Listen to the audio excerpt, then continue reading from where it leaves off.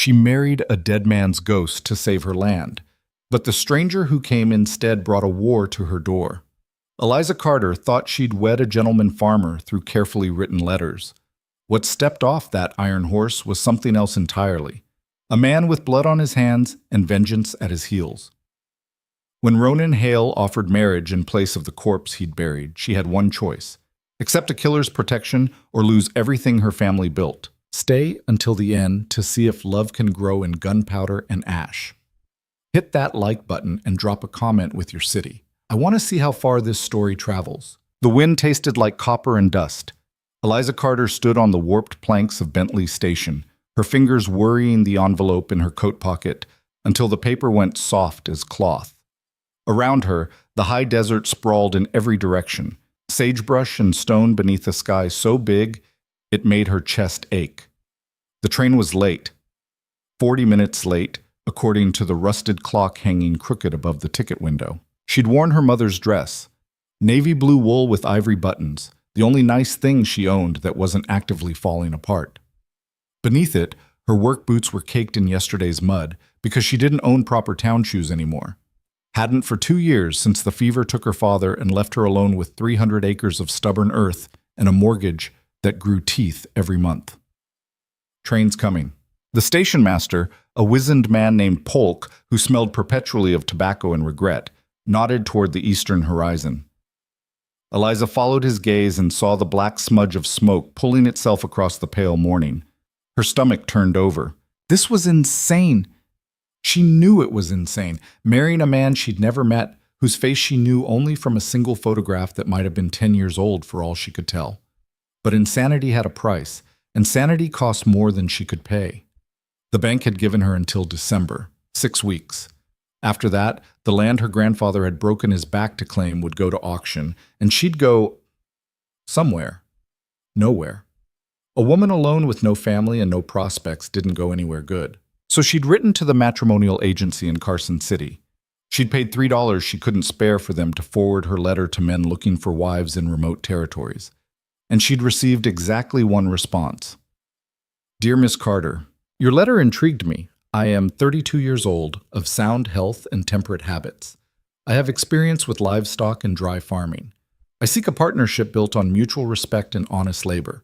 If you find these terms acceptable, I will arrive on the 4th of November. Respectfully, Thomas Mercer. The letter had been short, formal, almost stiff, but it hadn't been cruel or presumptuous. Thomas Mercer hadn't promised her romance. He hadn't made grand claims about his wealth or character. He'd offered work, respect, and his presence. At the time, it had seemed like enough.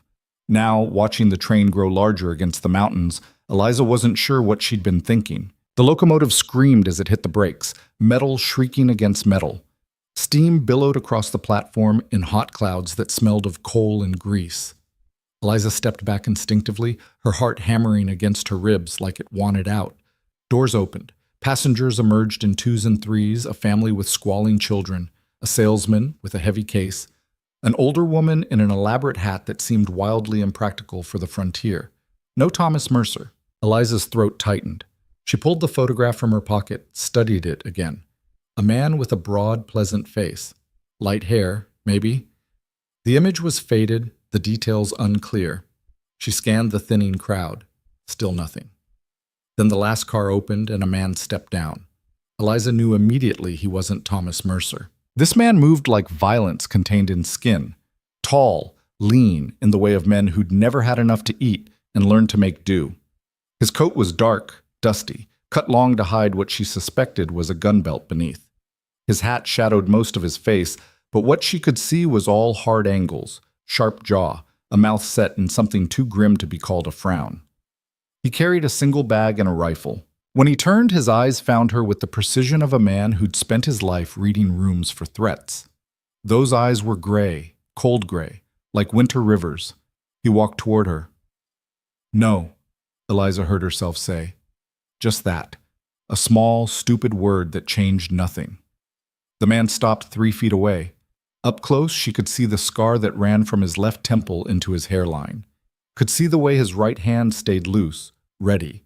Could see that he hadn't slept well in a very long time. Miss Eliza Carter? His voice was low, rough-edged, not unkind, but not soft either. "Who are you?" "Ronan Hail." He said it like she should know the name. When her expression didn't change, something that might have been relief flickered across his face. "Thomas Mercer sent me." The world tilted slightly. "Sent you?" "Yes, ma'am." "Where is he?" Ronan Hail looked at her for a long moment. Then he removed his hat, held it against his chest in a gesture that seemed both genuine and utterly foreign to him. "Thomas is dead, Miss Carter. I'm sorry." The words hit her like a physical blow. Eliza took a step back, her heel catching on the edge of a plank. She didn't fall, but it was close. "Dead," she repeated. "Yes, ma'am." "How?" "We were traveling together from Colorado. There was a situation. He took a bullet meant for someone else." Ronan's jaw worked. It was quick. He didn't suffer. Eliza's laugh came out strangled, nearly hysterical. "You expect me to believe that? That the man I was supposed to marry just died protecting a stranger?" He wasn't protecting a stranger. Ronan's eyes didn't leave hers. He was protecting me. The admission sat heavy between them. Around them, the station was emptying out. Families reuniting, businessmen flagging down wagons. Normal people doing normal things while Eliza's entire plan disintegrated into ash. "Why would he do that?" Her voice came out smaller than she wanted. "Because I asked him to come here. To marry you." Ronan shifted his weight, uncomfortable. "I knew Thomas from the war. Good man, honest. When I heard he was looking to settle down, I suggested he write to the agency. Told him about the opportunities out here. So this is your fault." "Yes, ma'am, it is." The bluntness of it caught her off guard. She'd expected excuses, justifications. Instead, Ronan Hail just stood there and took the accusation like he'd been taking them his whole life. Eliza pressed her palm to her forehead, trying to think through the ringing in her ears. "I don't understand why you're here. If Thomas is dead, why did you come all this way to tell me?" "Because he asked me to." Ronan reached into his coat, slowly, watching her reaction, and pulled out a folded paper. "He made me promise. If something happened to him, I was to come here and fulfill the arrangement." Eliza stared at the paper like it might bite her. "What arrangement?" "The marriage, Miss Carter.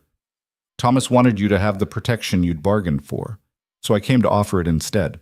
For a moment she couldn't breathe, couldn't think. The absurdity of it crashed over her in waves. "You're insane." "Probably." "You think I'm going to marry you? A complete stranger who just admitted getting my actual fiancé killed? I think you wrote to that agency because you're desperate." Ronan's tone wasn't cruel, just factual. "I think whatever drove you to marry a man you'd never met hasn't changed in the last 10 minutes. And I think you're smart enough to know that moral outrage doesn't pay mortgages." Eliza's hand cracked across his face before she'd decided to move. The slap echoed across the platform. Ronan's head snapped to the side, but he didn't step back. Didn't raise a hand to his reddening cheek. He just absorbed it, then slowly turned back to face her. "I deserve that," he said quietly. "You deserve worse." Her voice shook. "You come here, tell me the one chance I had is dead, and then, what? Propose like you're doing me a favor? Like I should be grateful?" "No, ma'am. You shouldn't be grateful. You should be furious." Ronan's eyes held hers, and for the first time she saw something human in them, something raw. "But being furious won't save your land, won't get you through winter, won't keep the bank from taking everything your family built." "You don't know anything about my family." "I know enough. Thomas told me about your letter, about your father, the debt, the deadline." He paused. "I know you're alone and running out of time." Eliza wanted to hit him again, wanted to scream that he was wrong, that she had options, that she didn't need help from a man who carried death in his eyes and violence in his hands. But she couldn't, because every word he'd said was true. "What could you possibly gain from this?" she asked, hating how defeated she sounded. "Time," Ronan said simply. "Space.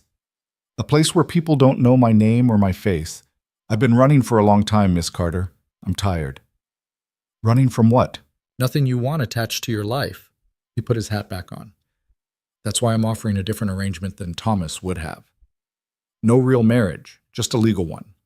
I'll work your land, fix what needs fixing, make sure you keep it through winter. In exchange, you give me a place to disappear for a while. 6 months, maybe less. Then I'll move on, and you can dissolve the marriage however you want. That's insane. You already said that. It bears repeating. Eliza looked away, out at the mountains that ringed the valley like prison walls. Even if I was crazy enough to consider this, why would I trust you? You admitted you lie. You use people. I don't lie, Ronan said, and there was an edge to it now. I've done a lot of things I'm not proud of, but I don't lie to women who don't deserve it. He was quiet for a moment. Thomas trusted me. That should count for something. Thomas is dead. Yes, ma'am. And I'm alive because he made a choice. Ronan's hand tightened on the strap of his bag. I owe him a debt. This is how I pay it. Eliza turned back to him, studied his face, tried to see past the scars and the hard edges to whatever was underneath. If I say no, then I'll get back on the next train and you'll never see me again. But you'll still be alone come December, and the bank doesn't give second chances. The wind picked up, throwing grit against her cheek. In the distance, she could see the road that led back to her ranch, 12 miles of ruts and rocks, every inch of it familiar, every inch of it hers, for 6 more weeks. I need to think, she said finally. Ronan nodded. Fair enough. When's the next train out? Day after tomorrow. Then I'll wait. He glanced around the emptying platform. Is there a hotel in town? There's a boarding house. Mrs. Chen, 2 blocks east. Eliza hesitated. It's not much. It's fine. Ronan shouldered his bag. I'll be there if you need to find me. And Miss Carter? She looked at him. I'm sorry. About Thomas, about all of it. I know that doesn't change anything, but it's true.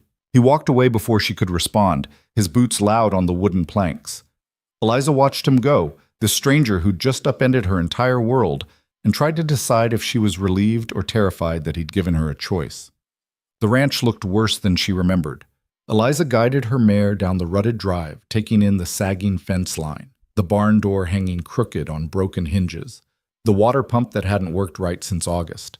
In her absence, barely half a day, the place seemed to have aged years, or maybe she was just seeing it clearly for the first time. The house was small, built from local timber and more hope than skill. Her grandfather had constructed it with his own hands in 1867, and it showed. The roof leaked in 3 places. The porch steps were more gap than wood. The windows didn't quite fit their frames, which meant every wind brought dust straight through into the kitchen. But it was hers. She'd been born in the bedroom off the kitchen, had learned to walk on these warped floors, learned to read by the light of that crooked window. Her mother had died in the front room, the fever taking her slowly while Eliza held her hand and promised to be strong. Her father had taught her to shoot in the yard where the chickens now pecked at frozen ground. A woman alone needs to be harder than the men who'd take advantage, he'd said, pressing the old rifle into her 12-year-old hands. Don't ever forget that. She hadn't. Eliza unsaddled the mare, brushed her down, made sure she had water and the last of the decent hay. Then she stood in the barn, her father's barn, her grandfather's barn, and let herself admit the truth. She was losing. The mortgage was $600. She had $73 and change in a coffee tin under her bed. The autumn harvest had been poor, the cattle prices worse. She'd sold everything that wasn't nailed down, her mother's jewelry, her father's watch, every stick of furniture that wasn't essential. It wasn't enough. It would never be enough. Without Thomas Mercer, without the extra labor and capital a husband represented, she was finished. And now Thomas Mercer was dead, and in his place stood Ronan Hail, a man with a gun and secrets, a man who admitted he was running, a man who'd gotten her fiancé killed and had the audacity to offer himself as replacement. The smart thing would be to refuse, to thank him for coming all this way and send him back where he'd come from. Maybe she could find someone in town willing to help. Maybe she could convince the bank to extend her deadline. Maybe she could grow wings and fly. Damn, Eliza said softly to the empty barn. Then louder, angrier. Damn it! She kicked a support post which accomplished nothing except making her toe throb. The chickens outside clucked disapprovingly. Her father would have known what to do. He always knew what to do, until the fever took that certainty along with everything else. In his last days, when the delirium set in, he'd gripped her hand and made her promise to keep the land. Don't let them take it, Eliza. Don't let everything we built disappear. She'd promised, And now a stranger with winter eyes and blood on his conscience was offering her a way to keep that promise. She didn't sleep that night. Instead, she sat at the kitchen table with her father's ledger, going through the numbers for the 100th time, looking for a miracle in the columns, some error that would transform $73 into $600. The miracle didn't come. By dawn, she'd made her decision. Ronan was sitting on the porch of Mrs. Chen's boarding house when Eliza arrived, looking like he'd been expecting her. He stood as she dismounted, his expression carefully neutral. "Miss Carter." "I have conditions," Eliza said without preamble. Something shifted in his eyes. Not quite relief, but close. "I'm listening. This is a business arrangement, nothing more. You'll sleep in the barn, take your meals separately, and we'll maintain appearances in town, but that's it. You don't come into my house unless invited. You don't touch my things. You don't ask about my family or my past." Ronan nodded slowly. "Understood. I need your labor until spring. That gives me time to make next year's payments and find a real solution. In exchange, you can hide from whatever you're running from. But the moment you bring trouble to my door, the deal is off and you leave. Immediately. No argument." "Fair enough. And one more thing." Eliza met his eyes, made sure he understood this wasn't negotiable. "If you hurt me, if you lay a hand on me in anger or anything else, I will shoot you. I'm a good shot. My father made sure of that. Do you understand?" For the first time, Ronan's expression softened slightly. "Yes, ma'am, I understand. And I give you my word, whatever that's worth to you, that I won't hurt you, won't touch you. You set the boundaries, and I'll respect them." Eliza wanted to believe him, wanted to see honor in those cold eyes, but trust wasn't something she could afford right now. "There's a church in town," she said. "We'll need to make this legal." "When?" "Today, before I lose my nerve, Sab." The ceremony took 11 minutes. Pastor Williams asked twice if she was certain. Eliza said yes both times, her voice steady even as her hands shook. Ronan stood beside her in his dusty coat, his hat in his hands, and spoke his vows in that low, rough voice that gave away nothing. Mrs. Chen and Old Polk served as witnesses. Neither asked questions, which Eliza appreciated. Small towns thrived on gossip, but sometimes survival trumped scandal. When it was done, when Pastor Williams pronounced them married under the law in the eyes of the community, Ronan didn't try to kiss her. He just offered his hand, formal and distant. Eliza shook it. His palm was calloused, scarred, the hand of a man who'd worked hard and fought harder. "Thank you," he said quietly, for her ears only. Eliza didn't respond. Couldn't, because she'd just married a stranger to save her land, and the full weight of that decision was settling onto her shoulders like stone.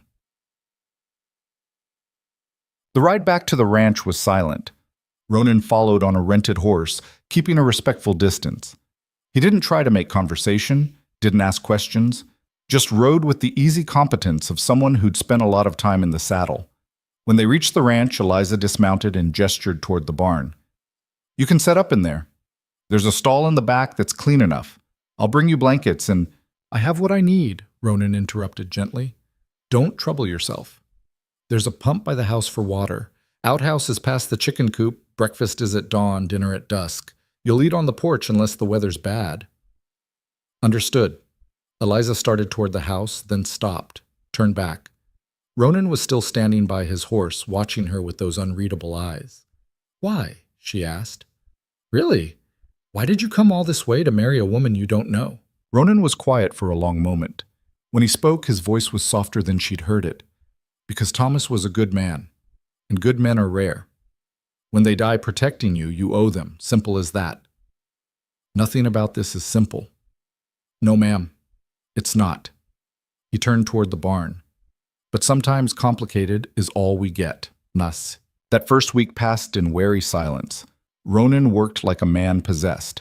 He fixed the barn door, reinforced the fence, cleared the irrigation ditch that had clogged with debris. He didn't ask for instruction, just assessed what needed doing and did it. When Eliza checked his work, she found it solid, competent, the work of someone who knew his way around a ranch. He kept to their agreement, slept in the barn, ate his meals alone, spoke only when necessary. In the evenings, she'd see him sitting on an overturned crate outside the barn, cleaning his rifle or mending tack by lamplight. He never came to the house unless she called him. The townspeople naturally had opinions. Mrs. Chen mentioned during Sunday services that it was unusual for a new bride to keep her husband in the barn. Mr. Polk asked, with the bluntness of the very old, if everything was all right at home. Even Pastor Williams pulled her aside to ask if she needed counsel. "We have an understanding," Eliza told them all, which was true if incomplete. What she didn't tell them was that having Ronan there, violent and distant as he was, made her feel safer than she had in years. That knowing someone else was sharing the burden of keeping this place running meant she slept more than 4 hours for the first time since her father died. She didn't tell them because she barely admitted it to herself. The trouble started on a Tuesday. Eliza was in town buying supplies when she noticed the men. 3 of them, strangers, standing outside the general store like they owned the place. They watched her with the kind of attention that made her skin crawl. The oldest one, dark-haired with a scar bisecting his eyebrow, smiled when she tried to pass. "Afternoon, ma'am. You wouldn't happen to know a man named Ronan Hail, would you?" Eliza's blood went cold. "Why?" "Old friends looking to reconnect." His smile didn't reach his eyes. Heard he might have passed through. "Don't know anyone by that name," Eliza lied, proud that her voice stayed steady. "That's funny, 'cause we heard he got himself married to a lady rancher about a week back." The man stepped closer, and Eliza smelled whiskey on his breath. "You wouldn't be lying to us, would you, Mrs. Hale?" The name hit her like a fist. She'd kept her own name legally, but apparently word had spread about the marriage. "I said I don't know him. Now get out of my way."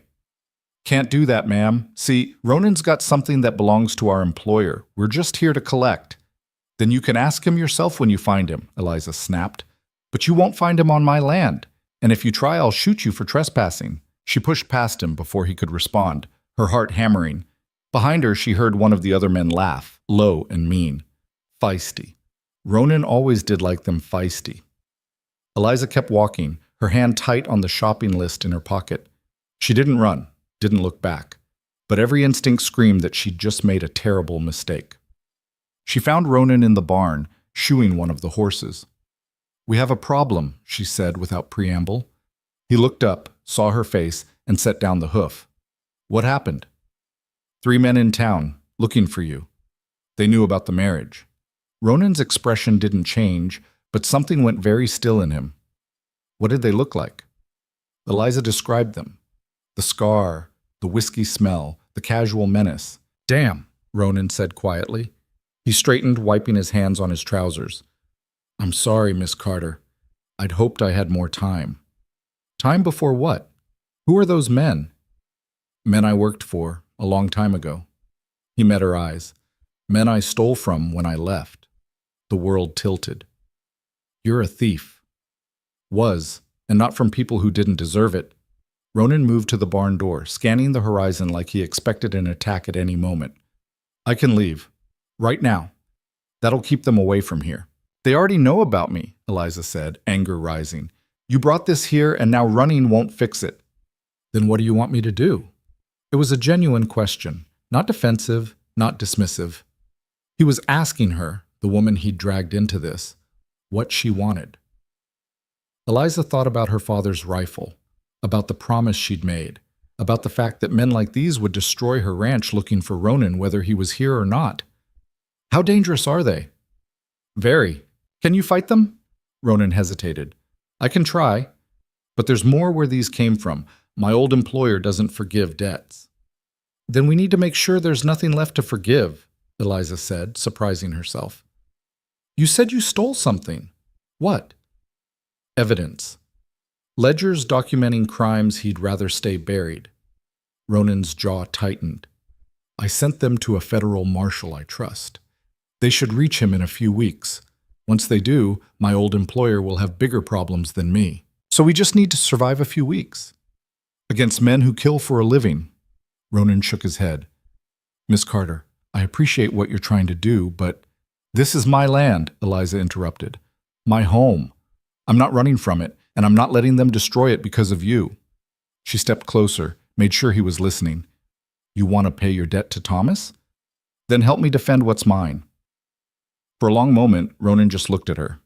Then, slowly, he nodded. "All right," he said. "But we do this smart, and you follow my lead on security. This is still my ranch. Understood. But I know how these men think, how they operate. If we're going to survive this, you need to trust me. Trust. That word again. Eliza wanted to laugh at the absurdity of it all. Trusting a man she'd known for a week. A man who'd just admitted he was running from criminals. A man who'd married her to escape his past. But what choice did she have? Fine, she said. What do we do first? Ronan looked around the barn, his expression shifting into something cold and tactical. First, we make this place a lot harder to attack. Then we prepare for the worst. They worked through the night. Ronan showed her where to position rifles for the best coverage, helped her reinforce the windows with boards that could be kicked out for firing positions, checked the ammunition supply and grimly noted they didn't have enough. We'll need to make every shot count, he said, loading his own rifle with practiced efficiency. Eliza watched him move, smooth, methodical, like violence was a language he spoke fluently. She should have been terrified. Maybe she was. But beneath the fear was something else. Determination. These men wanted to take something from her. Her safety, her home, maybe her life. They thought she'd fold because she was a woman alone. They thought wrong. Ronan, she said as he checked the barn's sight lines, when this is over, assuming we survive, I want the truth. All of it. Who you really are, what you did, why those men want you dead. He paused, then nodded. Fair enough. And then you leave. That was our deal. Yes, ma'am. Eliza returned to the house, her arms full of ammunition. Through the window, she could see Ronan in the yard, his silhouette dark against the rising moon. She'd married a stranger to save her land. Now that stranger might be the only thing standing between her and destruction. The irony wasn't lost on her. But as she loaded her father's rifle and checked the sight, Eliza Carter made herself a new promise. Whatever came next, she'd face it standing. No running, no surrender. They wanted a fight? She'd give them one they'd remember. The attack came 3 days later, but not the way Eliza expected. She was feeding the chickens when she heard the scream, high and sharp, coming from the direction of the Taylor place, 2 miles east. The bucket slipped from her hands, scattering grain across the frozen ground. She ran for the house, grabbing her rifle from where it leaned against the porch rail. Ronan was already moving, emerging from the barn with his gun belt strapped on and his expression grim. Stay here, he said. Like hell. Eliza checked her rifle's chamber. The Taylors have 3 children, which is exactly why you should stay. If this is what I think it is. Another scream cut him off. Then smoke, black and ugly, rising above the tree line. They rode hard, Ronan slightly ahead, his body tense in the saddle. The closer they got, the more Eliza's stomach twisted. She could smell it now, burning wood, something worse underneath. The Taylor homestead was small, newer than hers, built by a young couple who'd come west with more optimism than sense. Daniel Taylor worked in town 3 days a week while his wife, Sarah, managed their modest farm and watched their children. When Eliza and Ronan crested the ridge, they saw what was left. The barn was fully engulfed, flames licking at the gray sky. The house looked intact, but the front door hung open, splintered. In the yard, Daniel Taylor lay face down in the dirt, blood pooling beneath him. Sarah knelt beside him, screaming his name over and over, while her children huddled behind her, crying. Ronan pulled his horse up short, his hand dropping to his gun. His eyes scanned the perimeter with the intensity of a man expecting an ambush. They're gone, he said quietly. This was a message. Eliza didn't wait for permission. She dismounted and ran to Sarah, who looked up with wild, tear-streaked eyes. Help him, Sarah begged. Please, he can't. But Daniel Taylor was already dead. Eliza could see that in the way his body lay, the stillness that came after. She knelt anyway, pressed her fingers to his throat, felt nothing. I'm sorry, she whispered. Sarah's scream turned into something worse, a keening wail that spoke of a future collapsing, of children left fatherless, and a woman left alone. Eliza wrapped her arms around her, held her while she shook, while the children cried and the barn burned and Ronan stood watch with his rifle ready. What happened? Ronan asked when Sarah could speak. 3 men, she gasped between sobs. They came looking for someone, asked about a Ronan Hail. Daniel said he didn't know anyone by that name, and her voice broke. They said it was a reminder that people who lie get hurt, Then one of them shot Daniel, and they set the barn on fire and rode off laughing. Eliza felt ice spread through her chest. She looked at Ronan, saw the muscle jumping in his jaw, the way his knuckles had gone white on the rifle. "Get them to town," he said, his voice flat. "The boarding house. Mrs. Chen will take them in." "What are you going to do?" "What I should have done 3 days ago." He turned toward his horse. "I'm leaving. Tonight. That'll draw them away from here." "No." Eliza stood, still holding Sarah. "You leave, and they'll keep hurting people just to prove they can. We end this. Together." "Miss Carter, Daniel Taylor died because of you, but he'll have died for nothing if we run." Eliza's voice shook but held. "You said you'd help me defend my home. That includes defending my neighbors." Ronan looked at her for a long moment, something complicated moving behind his eyes. Then he nodded once, sharp. "Help me get them loaded up," he said. They took Sarah and the children to town in the wagon, the oldest girl, maybe 7, clutching a rag doll and staring at nothing. Daniel's body they wrapped in canvas and laid in the bed, covered with blankets. The whole ride, Sarah didn't speak, just sat with her youngest in her lap, rocking slowly. When they reached town, people came out to stare. News traveled fast in small communities, and tragedy faster. Mrs. Chen took one look at Sarah's face and ushered the family inside without questions. Pastor Williams appeared to help with Daniel's body, his expression grave. "This isn't over," he told Eliza quietly. "Whatever brought this to our town, it needs to leave." "I know," Eliza said. "I'm working on it." On the ride back, Ronan was silent until they were halfway home. Then he spoke without looking at her. "You should hate me." "I do," Eliza said honestly, "but hating you won't bring Daniel back, won't protect the next person they decide to hurt. So what do you want to do?" Eliza thought about Sarah's screams, about 3 children who'd watched their father die, about her own father, the promise she'd made, the land that was worth fighting for. "I want to make them bleed," she said. Ronan glanced at her, something almost like approval in his expression. "That can be arranged." When they got back to the ranch, he didn't return to the barn. Instead, he followed Eliza into the house, the first time he'd crossed that threshold since their wedding. She poured coffee while he spread a map on her kitchen table, marking positions with a stub of pencil. "They'll come for us next," he said. "Tonight, tomorrow, soon. They want me scared, want me running. When I don't, they'll escalate." "How many?" "Could be 3, could be a dozen. Depends on how much my old employer wants me dead." Ronan tapped the map. "Your ranch sits in a valley. Good for farming, terrible for defense. They can approach from 3 directions and we can't cover them all. So we pick one direction and make it count. Or we don't wait for them to pick." Ronan looked up, his gray eyes hard. "We could set a trap. Make them think you're alone, vulnerable. When they come, I hit them from behind. Using me as bait." "Yes." Eliza should have refused. Should have told him to go to hell for even suggesting it. But she'd already made her choice back at the Taylor place when she decided that running wasn't an option. "What would I need to do?" Ronan outlined the plan. It was simple, brutal, and depended on Eliza being willing to put herself in the line of fire. She'd make a show of going to town, complaining loudly about her absent husband who'd abandoned her. Let the gossip spread, then return home after dark, alone, lights on in the house like she wasn't expecting trouble. The men would see an easy target. A woman alone, no protection, ripe for the taking. They'd approach confident, careless, and Ronan would be waiting. "What if they don't fall for it?" Eliza asked. "Then we try something else. But men like these, they underestimate women. It's their weakness." He paused. "Thomas told me you're a good shot. Is that true?" "Yes." "Good enough to shoot a man?" Eliza thought about her father's lessons, the way he'd made her practice until her shoulder ached, until she could hit a bottle at 100 yards. He'd never said it directly, but she'd understood.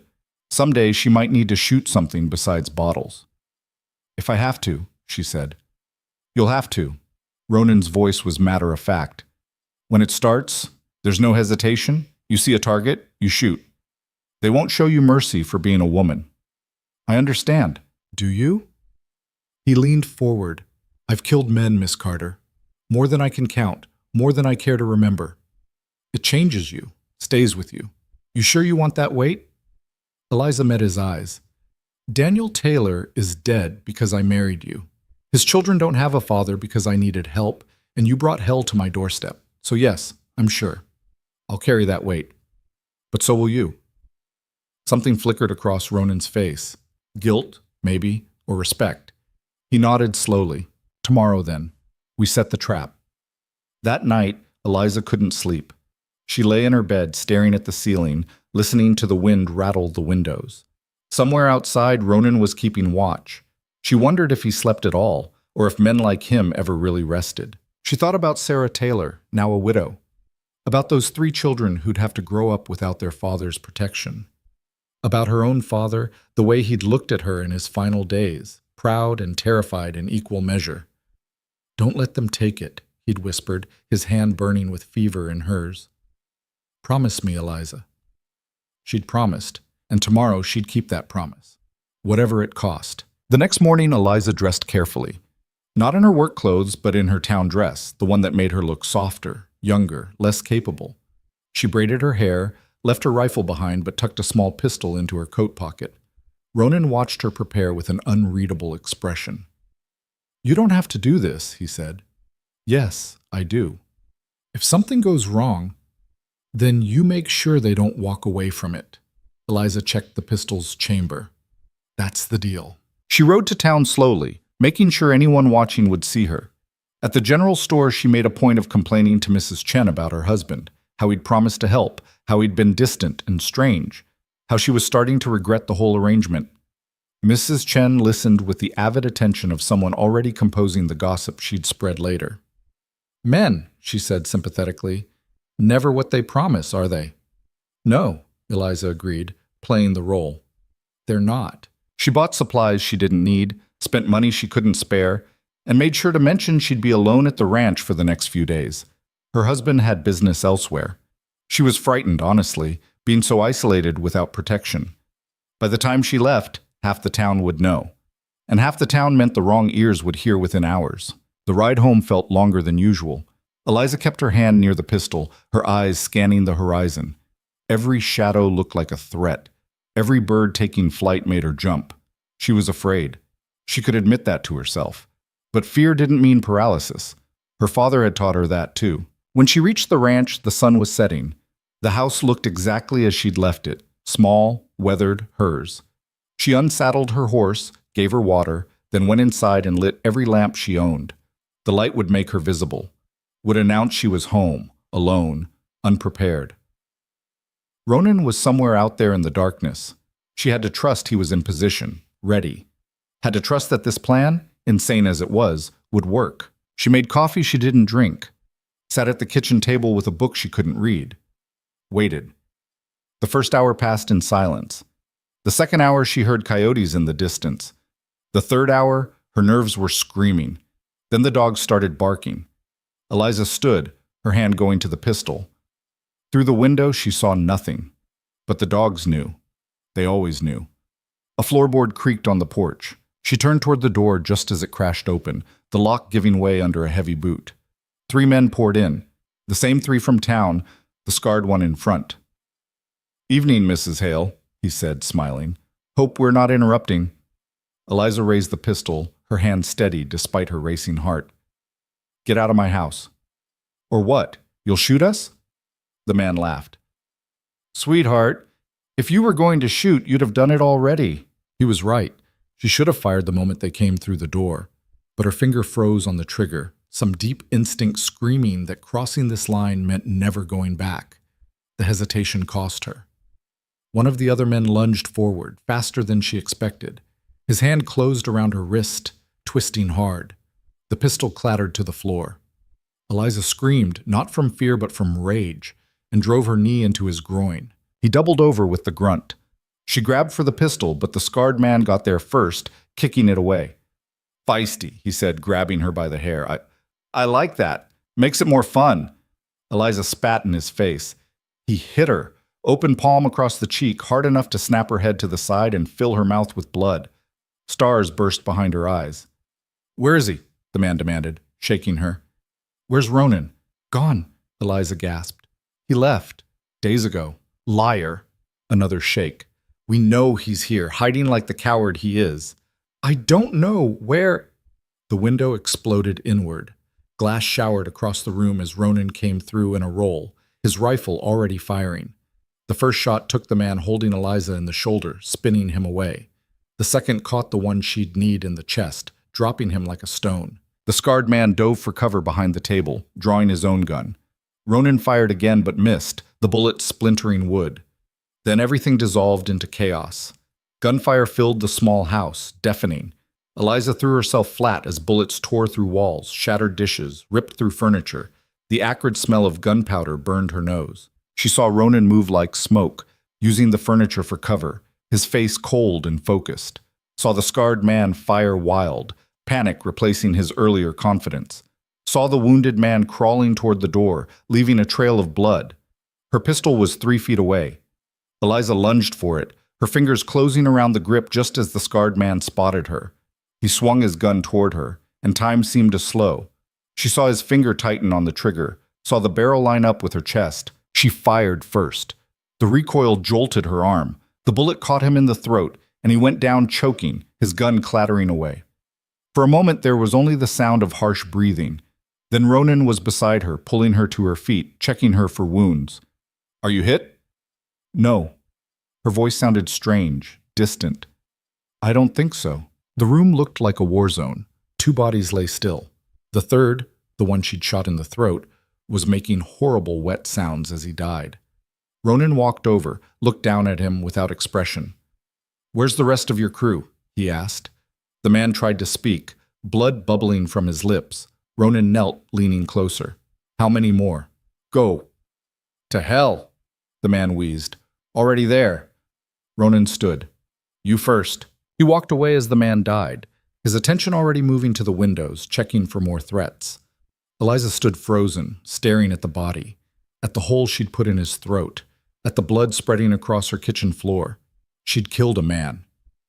The thought kept circling, not quite real. She'd fired her father's rifle at bottles, at targets, at coyotes threatening the chickens. But never at a person. Never watched the light go out of someone's eyes because of her. "Eliza." Ronan's voice cut through the fog. "I need you focused. This isn't over.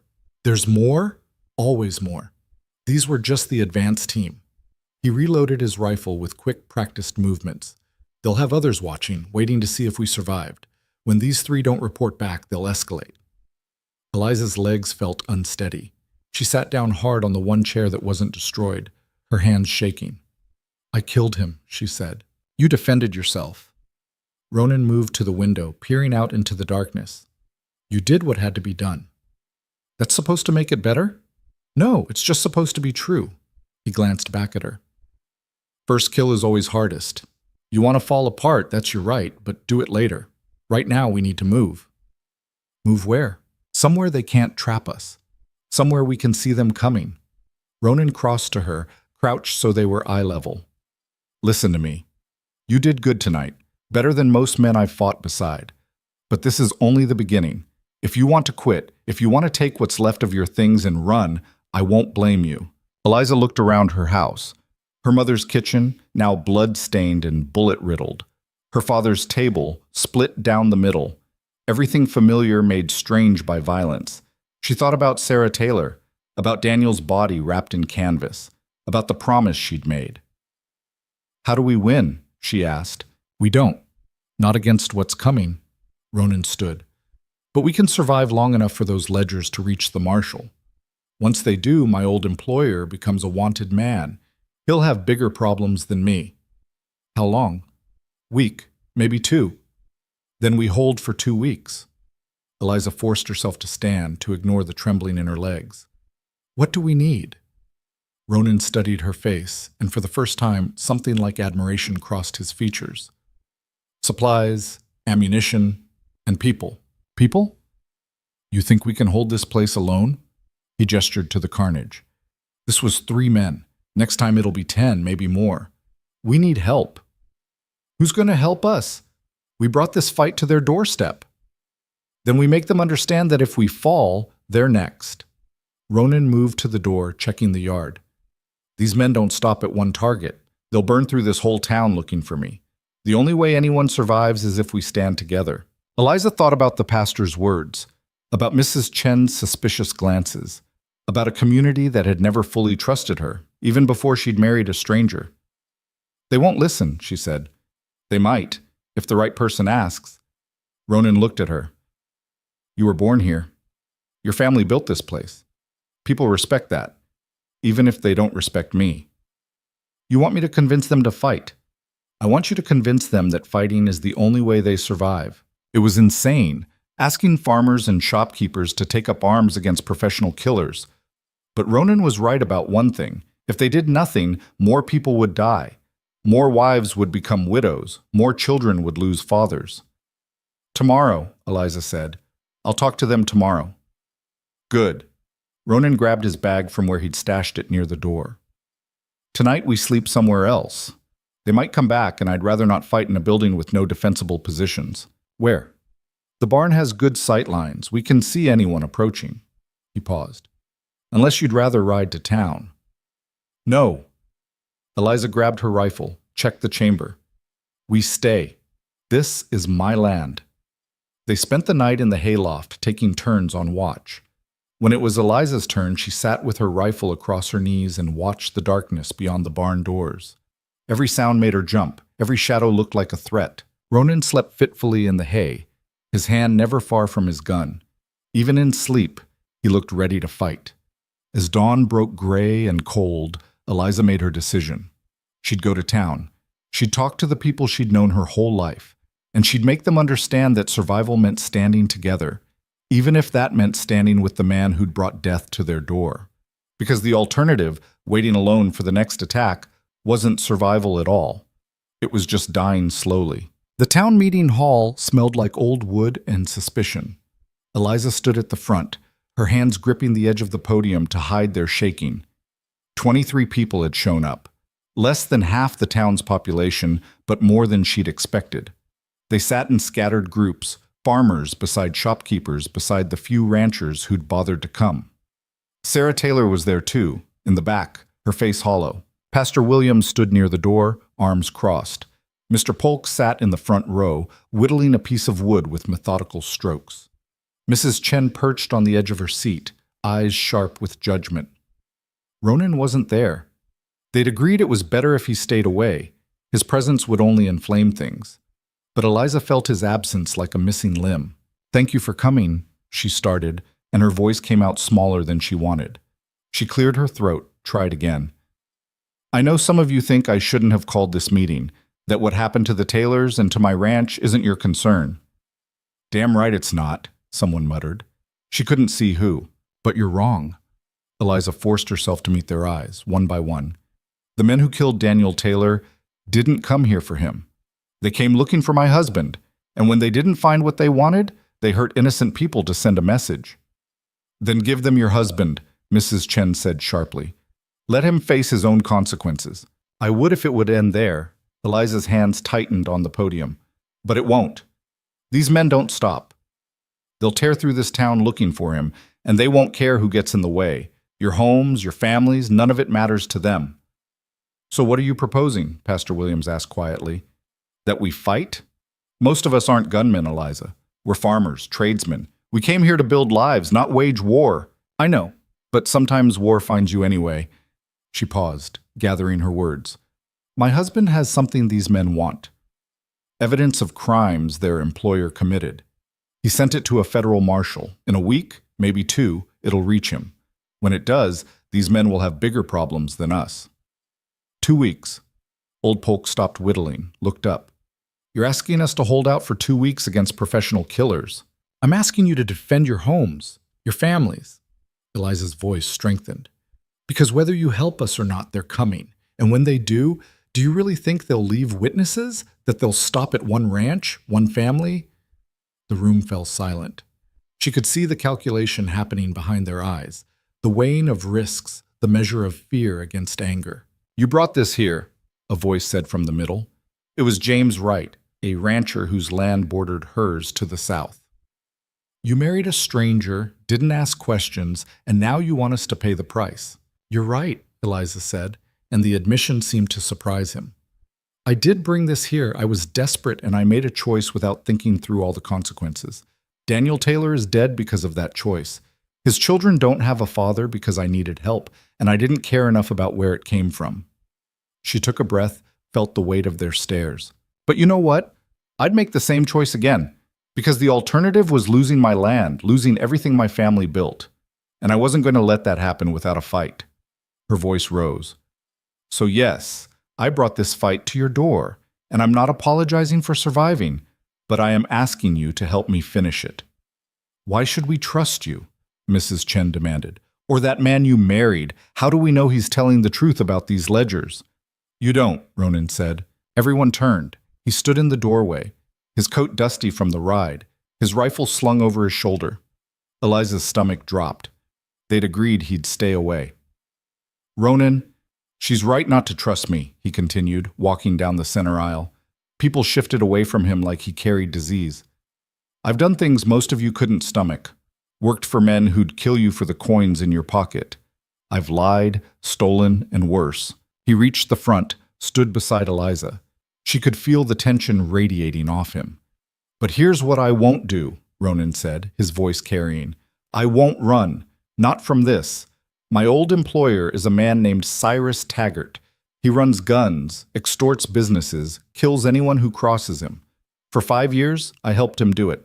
Kept his books, moved his money, made sure his operation ran smooth. A murmur rippled through the crowd.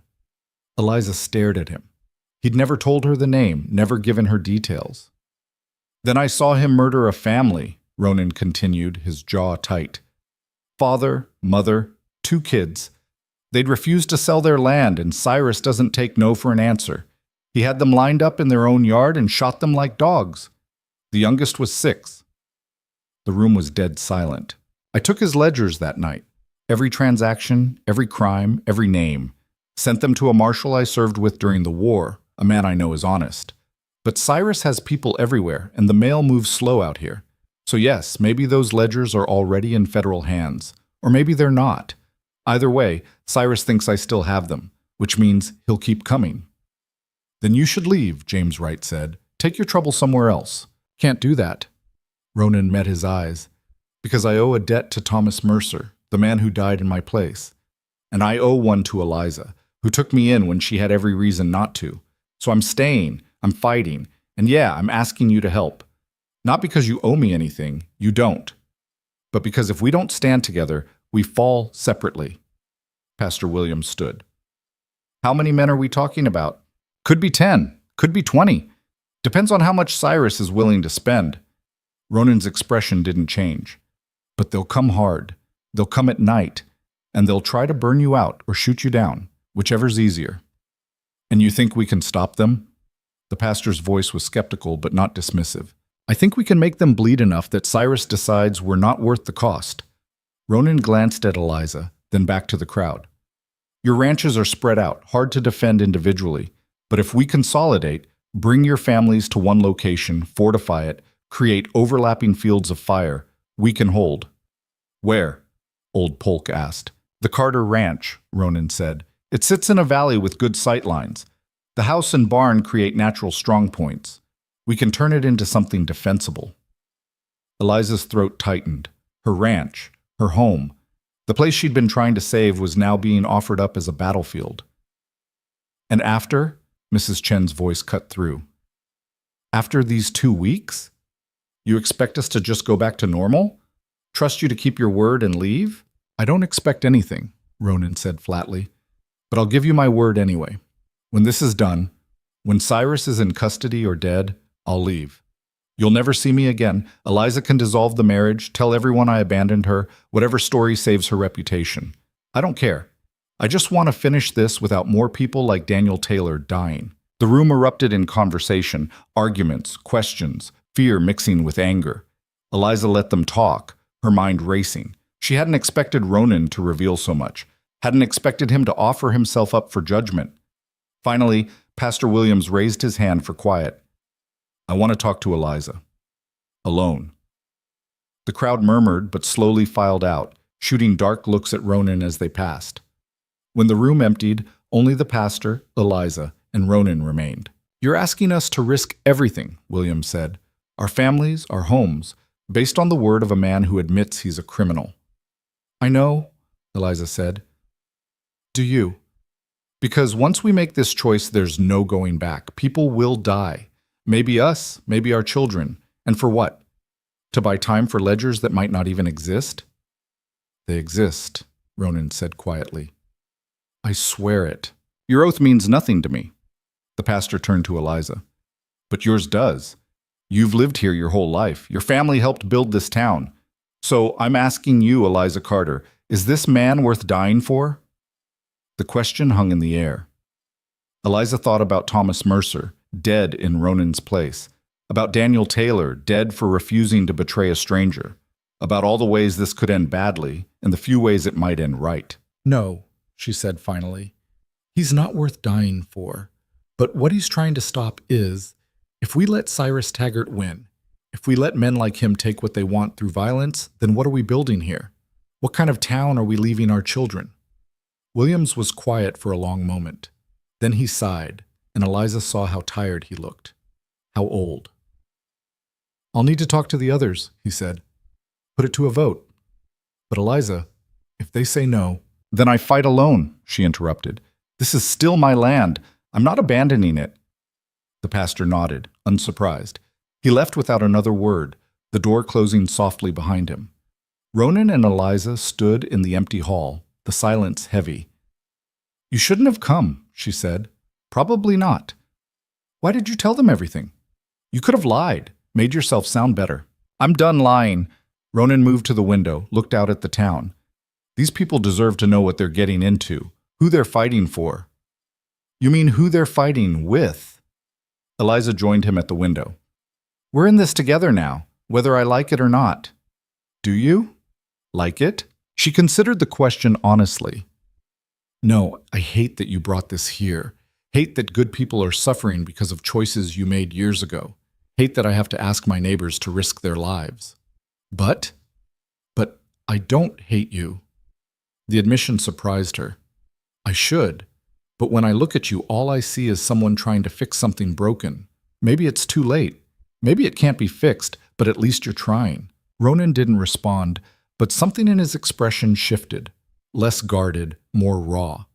They stood there as the afternoon light slanted through the dusty windows, two people bound by circumstance and desperation, waiting to see if their community would stand with them or leave them to burn. The vote came that evening. 13 voted to fight. 10 voted to stay neutral. 3 families packed up and left town entirely that night. It was enough. Pastor Williams organized the families who'd agreed to help. They'd moved to the Carter Ranch at dawn, bringing supplies, weapons, and whatever courage they could muster. The men who could shoot would form a perimeter.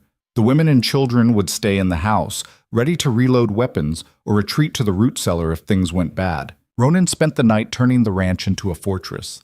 He showed the men where to dig trenches, how to create barricades from wagons and lumber, taught them to shoot from cover, to conserve ammunition, to watch their sight lines. Most of them had never fired at anything but game. Ronan's instructions were blunt, practical, stripped of any romance. Aim for center mass. Don't try for headshots. You'll miss. When you shoot a man, he might not drop right away. Keep shooting until he does. And if they get close, if they breach the perimeter, don't hesitate. They won't. Eliza watched from the porch, helping Mrs. Chen and the other women organize medical supplies. Bandages, whiskey for sterilization, thread for stitching wounds. The preparations for violence, domestic and terrible. Sarah Taylor worked beside her in silence, her hands moving mechanically. She hadn't spoken since arriving. Sarah, Eliza said quietly, you don't have to be here. You could take the children and go where? Sarah's voice was flat. Daniel's dead. The farm's burned. I've got nothing but debts and 3 mouths to feed.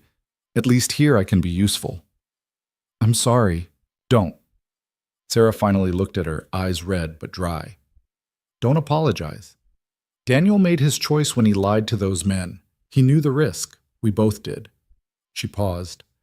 But I'll be damned if his death means nothing. So I'm staying. I'm helping. And when this is over, I'm going to make sure everyone remembers he died protecting strangers. Eliza couldn't find words. She just nodded, and they went back to work. As night fell, the ranch transformed. Families huddled in the house, speaking in whispers. Men rotated watch shifts, nervous hands on unfamiliar rifles. Children slept fitfully in corners, too young to understand but old enough to feel the fear. Ronan moved through it all like a shadow, checking positions, offering quiet words of instruction. He didn't sleep, didn't seem to need to. Eliza found him an hour before dawn, standing watch on the ridge overlooking the valley. The sky was just beginning to lighten in the east, stars fading. "You should rest," she said. "Can't." He didn't look at her. "They'll come soon. Maybe today, maybe tomorrow, but soon." "How do you know?" "Because if I was Cyrus, I wouldn't wait. I'd hit hard while my enemy is still organizing, still scared." Ronan's jaw tightened. "He knows I sent those ledgers, knows he's on borrowed time, so he'll throw everything at us, try to end this fast." Eliza stood beside him, looking out at the land she'd fought so hard to keep. In the growing light, it looked almost peaceful, beautiful even. "When this is over," she said, "if we survive, what will you do?" "Leave, like I promised. And go where?" "Doesn't matter." Ronan finally glanced at her. "Why?" "Because I'm trying to figure you out. Trying to understand why a man who's spent his life running would suddenly decide to stand and fight. I told you, I owe a debt. To Thomas, to me." Eliza studied his profile. "But I think there's more to it. I think you're tired of being the villain in your own story." Ronan's laugh was bitter. "If that's what I'm doing, it's not working. More people are dead because of me now than ever." "Daniel Taylor died because evil men don't value life, not because of you. That's generous." "No, it's true." Eliza's voice was firm. "You didn't pull that trigger. You didn't burn his barn. Evil people did that, and they'll keep doing it unless someone stops them. And you think that someone is me. I think that someone is us." She met his eyes. "You? Me? The people down there preparing to fight. We're all choosing to stand. That has to count for something." Before Ronan could respond, a shout went up from the perimeter. They both turned, hands going to weapons. "Riders!" James Wright yelled from his position near the barn. "Coming fast from the north." Eliza's heart kicked against her ribs. Ronan was already moving, running down the slope with his rifle. She followed, her boots sliding on loose rock. By the time they reached the barn, everyone was in motion. Men scrambling to positions, women herding children toward the house. The controlled chaos of people trying to remember training in the face of real danger. "How many?" Ronan called to Wright. "Can't tell. Maybe 6, maybe more. Still too far." Ronan climbed up on the barn roof, using his hand to shade his eyes against the rising sun. Eliza joined him, her stomach churning. The riders were coming hard, kicking up dust.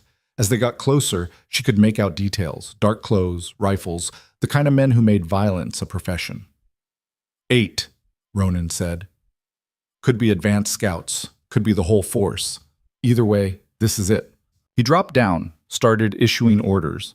His voice was calm, authoritative, the voice of someone who'd done this before.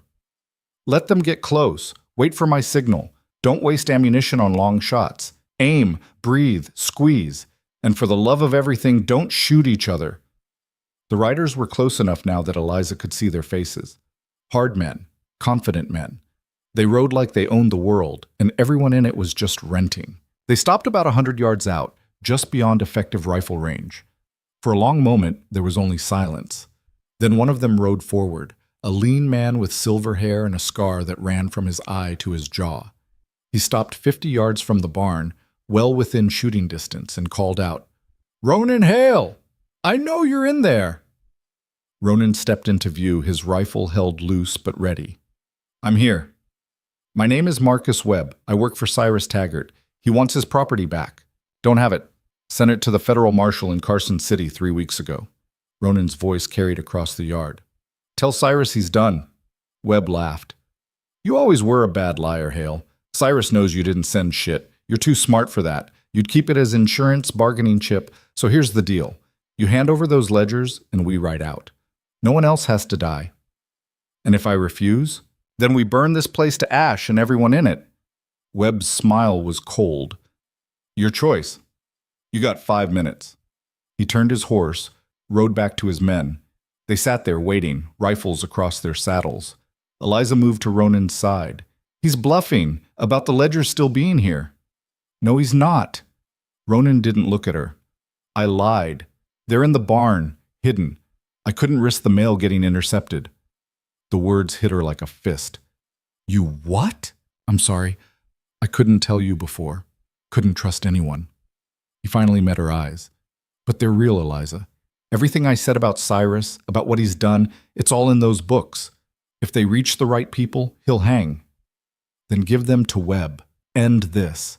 Can't, because even if I do, Cyrus will still kill everyone here. We're witnesses now. He can't leave us alive. Eliza felt cold spread through her chest. So we fight. We fight. Ronan raised his voice. Positions. Here they come. The 5 minutes weren't up yet, but Webb and his men were already moving. They split into 2 groups, 4 riding hard for the house, 4 circling toward the barn. Now, Ronan shouted. The world exploded. Gunfire erupted from the trenches, from the barn windows, from the house. Bullets kicked up dirt around the charging riders. One of them jerked in the saddle, then tumbled off his horse, hitting the ground hard. Webb's men returned fire, their shots wild but numerous. Wood splintered, glass shattered. Someone screamed from the house. A woman's voice, sharp with pain. Eliza raised her rifle, found a target, fired, missed. The recoil jarred her shoulder. She worked the bolt, aimed again, squeezed. This time the rider flinched, clutching his arm, but stayed mounted. Ronan fired methodically beside her, each shot deliberate. Another rider went down, then another, but there were still 5, and they were getting closer. Fall back, Ronan yelled. Get to the house! They ran across open ground, bullets whipping past. Eliza's lungs burned. Her legs felt like water. Behind her she heard horses, hoofbeats getting louder. She dove through the doorway just as a bullet punched through the frame where her head had been. Ronan was right behind her, slamming the door and dropping the bar. Inside was chaos. Mrs. Chen was trying to stop the bleeding from a woman's shoulder. Children were crying. Men were reloading weapons with shaking hands. Windows, Ronan ordered. Keep them back! Eliza ran to the kitchen window, knocked out the remaining glass with her rifle barrel. Outside, Webb's men had dismounted, using the outbuildings for cover.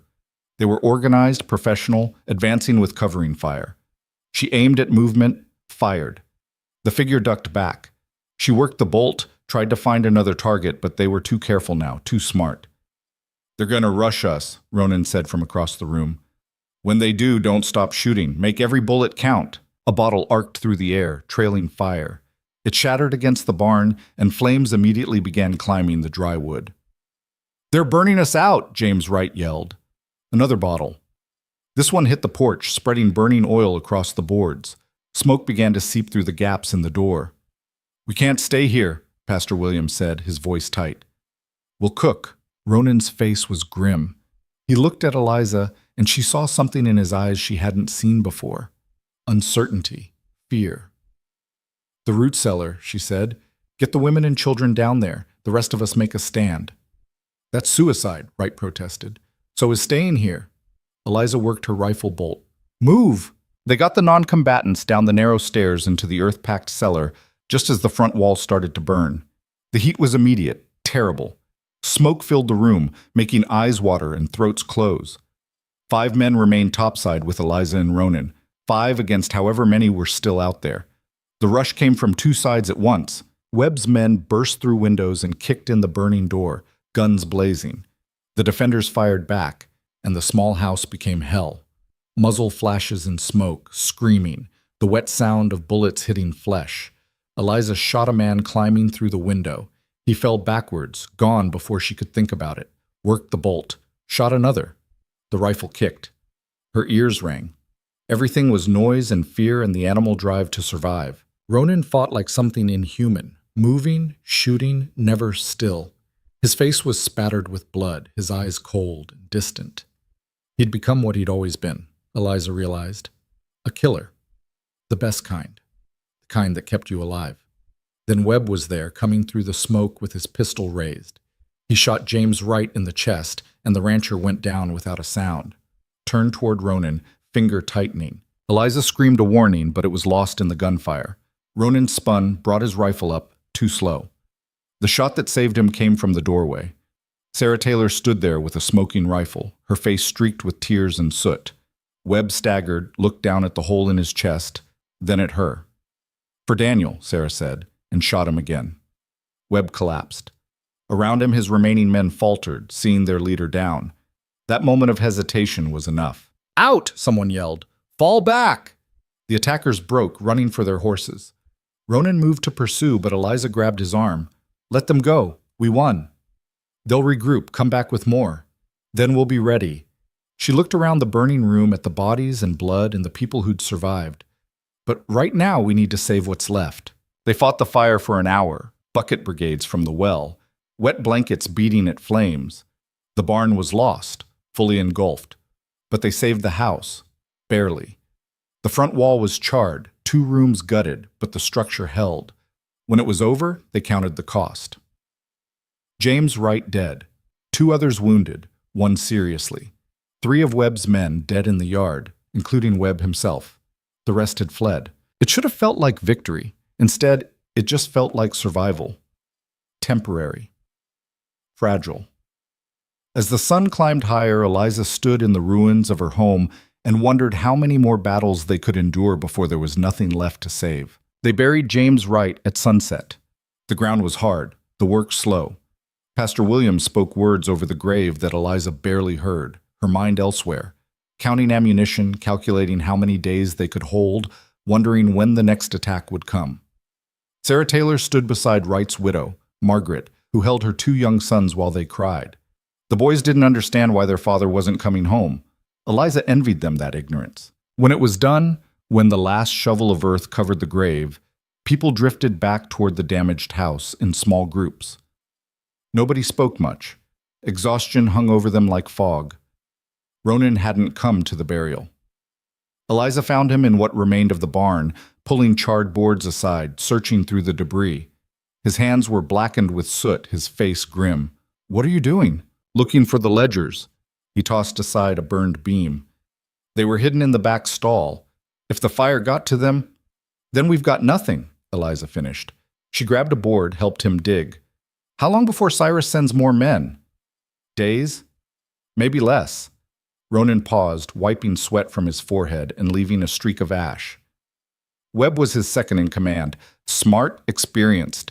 If he's dead, Cyrus will come himself or send someone worse.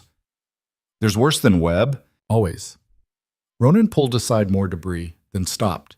His hand disappeared into a gap between boards, and when it emerged, he held a leather satchel, miraculously intact. He opened it carefully. Inside were 3 ledgers, their pages yellowed but readable.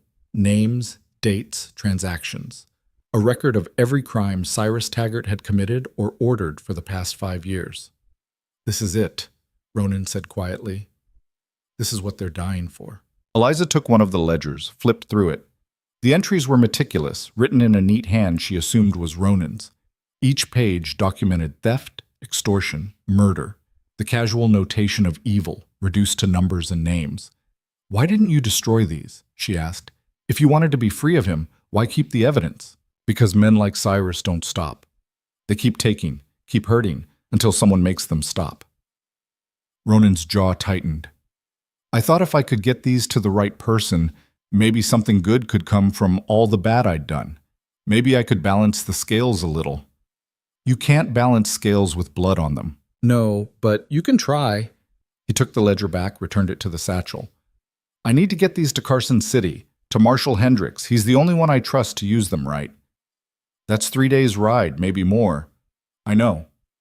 And if Cyrus attacks while you're gone..." Ronan looked at her and she saw the calculation in his eyes, the weighing of impossible choices. "Then you hold without me, or you surrender. Give them whatever they want and live."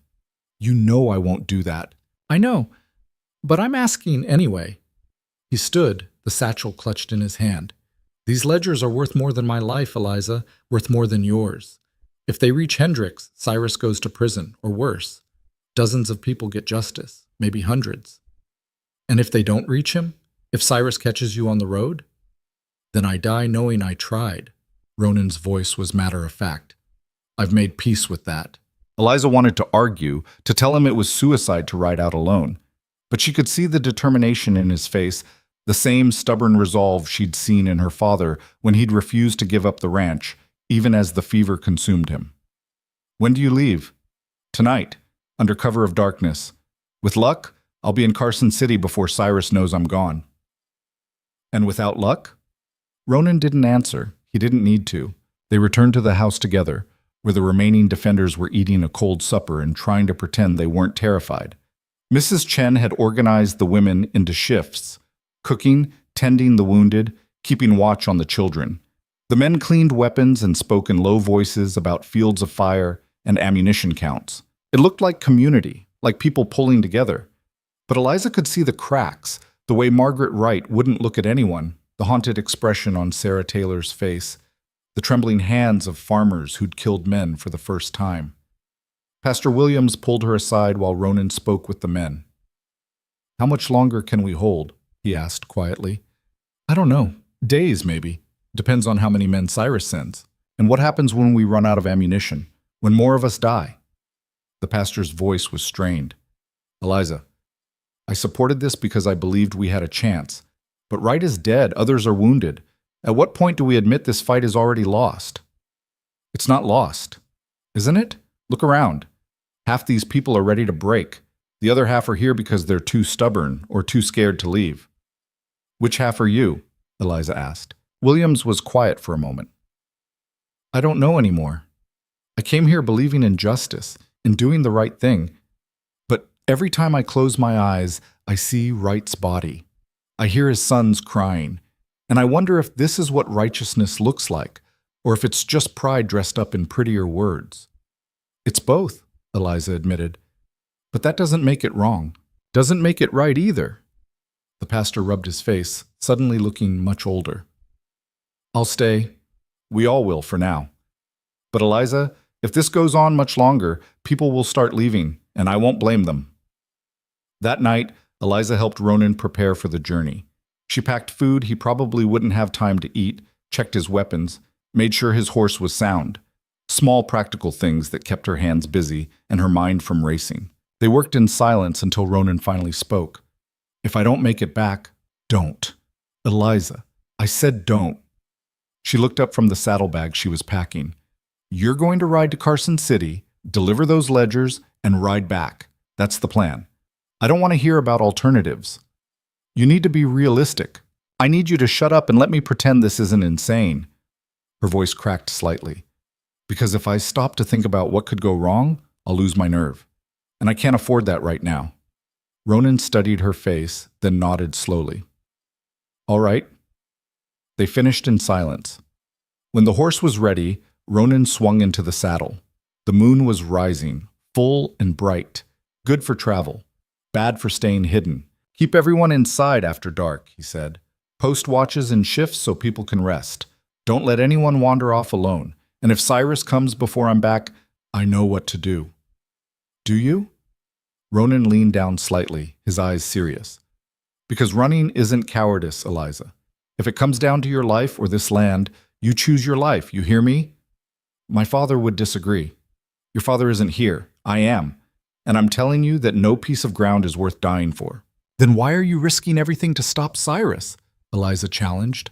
"If land and principles don't matter, why not just run? You could be in Mexico by now. Because Cyrus will keep hurting people as long as he's free. That's different." "No, it's not. You're fighting for what you think is right. I'm fighting for what's mine. We're both too stubborn to quit." She stepped back. "So go. Deliver your ledgers and come back alive. That's an order." The ghost of a smile touched Ronan's face. "Yes, ma'am." He rode out into the darkness, and Eliza stood watching until the sound of hoofbeats faded. Then she turned back to the burned and broken ranch, to the people inside who were counting on her, and tried to figure out how to hold a fortress with farmers and faith. The first day without Ronan passed in tense anticipation. Eliza reorganized the watch schedule, making sure everyone got rest. She worked alongside the men to reinforce the barricades, to clear fields of fire, to prepare for an attack that could come at any moment. The physical labor helped, kept her mind busy. But at night, alone in her damaged bedroom, the doubt crept in. What if Ronan didn't make it? What if Cyrus was already on the road hunting him? What if the ledgers were destroyed and all of this, Wright's death, the burned barn, the terror in children's eyes, was for nothing? She pushed the thoughts away and checked her rifle for the 100th time. The second day brought visitors. A wagon rolled up the valley road around midday, driven by a man Eliza recognized from town, Samuel Chen, Mrs. Chen's nephew. Behind him rode 4 more men, all armed. "We heard there was trouble," Samuel called out. "Figured you could use some help." It wasn't much, 5 more guns, a few crates of ammunition, some medical supplies. But the gesture, people coming to stand with them despite the danger, made Eliza's throat tight. "Thank you," she said simply. "Where's your husband?" Samuel asked, dismounting. "Riding to Carson City, taking evidence to the marshal." Samuel's eyebrows rose. "Alone? That's either brave or stupid. Probably both." Eliza helped unload the wagon. "How many people stayed in town?" "Most. They're scared, but they're also angry." "What happened to Wright, to the Taylors? It's got people talking. Some are saying we should form a militia, go after these criminals ourselves. That's a good way to get more people killed." "Maybe, but it's better than sitting around waiting to be victims." Samuel glanced at the burned barn, the damaged house. "How bad was it?" "Bad enough." He nodded, didn't press. They got the supplies inside and integrated the new arrivals into the watch rotation. It meant everyone could sleep a little more, worry a little less. That night, Mrs. Chen pulled Eliza aside. "Samuel told me what your husband is doing, riding to the marshal." "Yes. That's either very brave or very foolish." "I've heard that assessment." Eliza managed a tired smile. "Honestly, I don't know which it is." Mrs. Chen was quiet for a moment, her sharp eyes studying Eliza's face. "You care for him, more than you expected to." It wasn't a question. Eliza wanted to deny it, to say that Ronan was just a means to an end, a necessary alliance, but the words stuck in her throat. "I don't know what I feel," she admitted. "He brought danger here, got people killed, but he's also fighting to make it right, even if it costs him everything. That has to count for something." "Intention matters less than results," Mrs. Chen said. "But yes, it counts. Just don't let sentiment make you stupid. If things go bad, if Cyrus comes before your husband returns, you save yourself and the people who depend on you. Understand?" "Yes, ma'am." Mrs. Chen nodded, satisfied, and returned to the kitchen where she'd been organizing food stores. Eliza stood alone in the hallway, wondering when everyone had started calling Ronan her husband like it was real, like they were actually married instead of just legally bound. The third day brought the storm. It rolled in fast from the west. Dark clouds, lightning, the kind of weather that turned roads into rivers and made travel impossible. Eliza stood on the porch, watching rain hammer the valley, and tried not to think about Ronan caught in it somewhere between here and Carson City. "He'll be fine," Pastor Williams said, joining her. "Man like that doesn't let weather stop him. Weather isn't what I'm worried about. Cyrus, or bandits, or a dozen other things that can kill a man on the road." Eliza wrapped her arms around herself. "He should have taken someone with him. Shouldn't have gone alone. Would you have let him take one of the men? We can barely hold this place with the people we have." "No, but that doesn't make it less stupid." They stood watching the storm, the rain so thick it was hard to see beyond the yard. Somewhere out there, Ronan was riding through this. Or maybe he'd found shelter, or maybe he was already dead, and they just didn't know it yet. The thought made Eliza's chest tight. "When this is over," William said quietly, "what will you do?" "Rebuild. What else?" "I met with him, with Ronan. He said he'd leave, that you could dissolve the marriage." "That's the plan. Is it what you want?" Eliza didn't answer right away. The truth was, she hadn't let herself think that far ahead. Survival had consumed everything, the immediate threat, the next attack, the question of whether they'd live through the week. "I don't know," she finally said. "I married him because I was desperate, because I needed help and he was there. That's not exactly a foundation for anything lasting. Maybe not, but I've seen the way you work together, the trust, even when you don't want to trust him. That's worth something. Or it's just necessity." Williams smiled slightly. "Sometimes the best relationships start with necessity. My wife and I married because her father owed mine a debt. We had nothing in common, didn't particularly like each other. But 30 years later, I can't imagine life without her. That's different. Is it? You chose each other, even if the reasons weren't romantic. You're fighting together, building something together, even if it's just survival. He paused. That's more than a lot of marriages start with. Before Eliza could respond, a shout went up from the watchpost. Riders, east side! They ran inside, grabbing weapons. Through the rain, Eliza could see shapes moving. 3 riders, coming fast. Her heart hammered. Was this the attack? Had Cyrus found them while Ronan was gone? But as the riders got closer, she recognized the lead horse. Hold fire, she yelled. It's Ronan. He rode into the yard like death warmed over, soaked, exhausted, swaying in the saddle. 2 men rode with him, both wearing marshal badges. Eliza ran out into the rain, helped him dismount before he fell. Up close, she could see the blood on his coat, the way he favored his left side. You're hurt. Got jumped on the road. Ronan's voice was hoarse. Cyrus had men waiting. Knew I'd try for Carson City. But you made it. Barely. He gestured to the marshals. This is Hendricks and his deputy. They read the ledgers. They're here to help. Marshal Hendricks was a broad man with a weather-beaten face and eyes that missed nothing. He dismounted, looked around the damaged ranch, the armed defenders, the burned barn. Quite a setup you've got here, he said. How many men does Taggart have in the area? Unknown, Ronan said, leaning heavily against his horse. But he's coming, soon. This is where it ends. They got Ronan inside, sat him down while Mrs. Chen examined his wound. A bullet grazed along his ribs, painful but not fatal. She cleaned it with whiskey that made him hiss through his teeth, then wrapped it tight. You're an idiot, she told him. Riding that hard with a wound like this. Didn't have a choice. There's always a choice. You just made a stupid one. But her hands were gentle as she worked, and when she finished, she pressed a cup of something hot into his hands. Drink. You look like death. Marshal Hendricks spread the ledgers on the table, studying them with his deputy. Both men's expressions grew darker as they read. This is enough to hang him twice over, Hendricks said finally. But getting a warrant issued and served is going to take time. Time I'm guessing you don't have. No, Ronan agreed. Cyrus will move fast. He knows I made it to you, knows those ledgers are no longer his secret. He'll come with everything he has, try to eliminate the witnesses. Us. Everyone here. Ronan looked around the room.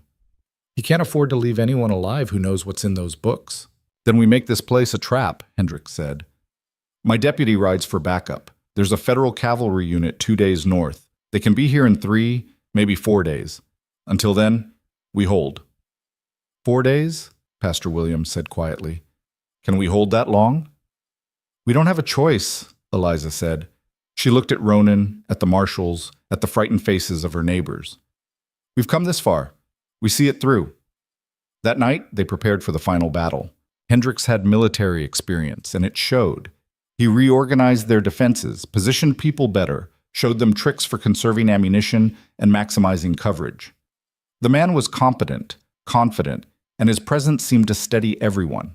Even wounded, Ronan worked alongside him, adding his own brutal knowledge of how men like Cyrus operated. Together, they turned the ranch into something resembling a real fortification. Eliza found herself caught between them. Hendricks with his official authority and tactical knowledge, Ronan with his intimate understanding of the enemy. Both men deferred to her about the land, about the people, treating her not as a woman to be protected, but as a partner in the fight. It should have felt empowering. Instead, it just felt heavy. Around midnight, when the rain had finally stopped and the defenders were sleeping in shifts, Eliza stepped outside for air. The valley was quiet, the stars bright now that the clouds had passed. Ronan joined her, moving stiffly because of his wound. You should be resting, she said. Can't. Every time I close my eyes, I see the road, the ambush. He leaned against the porch rail. They were waiting for me, Eliza. Knew exactly where I'd be. If I'd been 10 minutes slower, if my horse hadn't spooked at the right moment, I'd be dead. But you're not. No, I'm here, and I brought federal law with me. He looked at her. Hendricks is a good man. When this is done, he'll make sure Cyrus faces justice. If we survive, when we survive. Ronan's voice was firm. We've come too far to lose now. Eliza wanted to believe him, wanted to have his certainty, But all she could think about was Wright's grave, Sarah's dead eyes, the children who'd watched their fathers die. "How many more?" she asked quietly. "What? How many more graves will we dig before this is over? How many more families will be broken?" Ronan didn't answer right away. When he did, his voice was soft. "I don't know. But I know that if we quit now, if we let Cyrus win, it'll be worse. He'll keep taking, keep hurting, and everything we've sacrificed will mean nothing. Sometimes I wonder if it already means nothing." "It doesn't." Ronan turned to face her. "You held this place when anyone else would have run. You stood up for your neighbors, for people who barely trusted you. You've been stronger than anyone had a right to expect. That means something." "Does it? Because from where I'm standing, all I see is ash and blood and fear." "Then you're not looking close enough." He gestured to the house behind them. "Look at what you built here. People who were strangers a week ago, now fighting together. A community forged in fire." "That's not nothing, Eliza. That's everything." She wanted to argue, to point out all the ways this was falling apart, but looking at the house, seeing the soft glow of lamplight through the windows, hearing the low voices of people keeping watch. Maybe he was right. Maybe what they'd built here was worth the cost. Or maybe she was just too tired to know the difference anymore. The attack came at dawn on the fourth day. Eliza woke to gunfire and screaming, adrenaline kicking her body into motion before her mind fully caught up. She grabbed her rifle, ran to the window, and felt her heart stop. Cyrus Taggart had brought an army. 20 riders, maybe more, spread across the valley in a coordinated assault. They came from 3 directions at once, firing as they rode, their tactics professional and brutal. "Positions!" Hendricks roared. "Return fire!" The defenders scrambled to their posts, rifles barking, but the difference in numbers was immediate and terrible. For every shot they got off, 5 came back. Windows shattered, walls splintered. Someone screamed from the back room. A hit.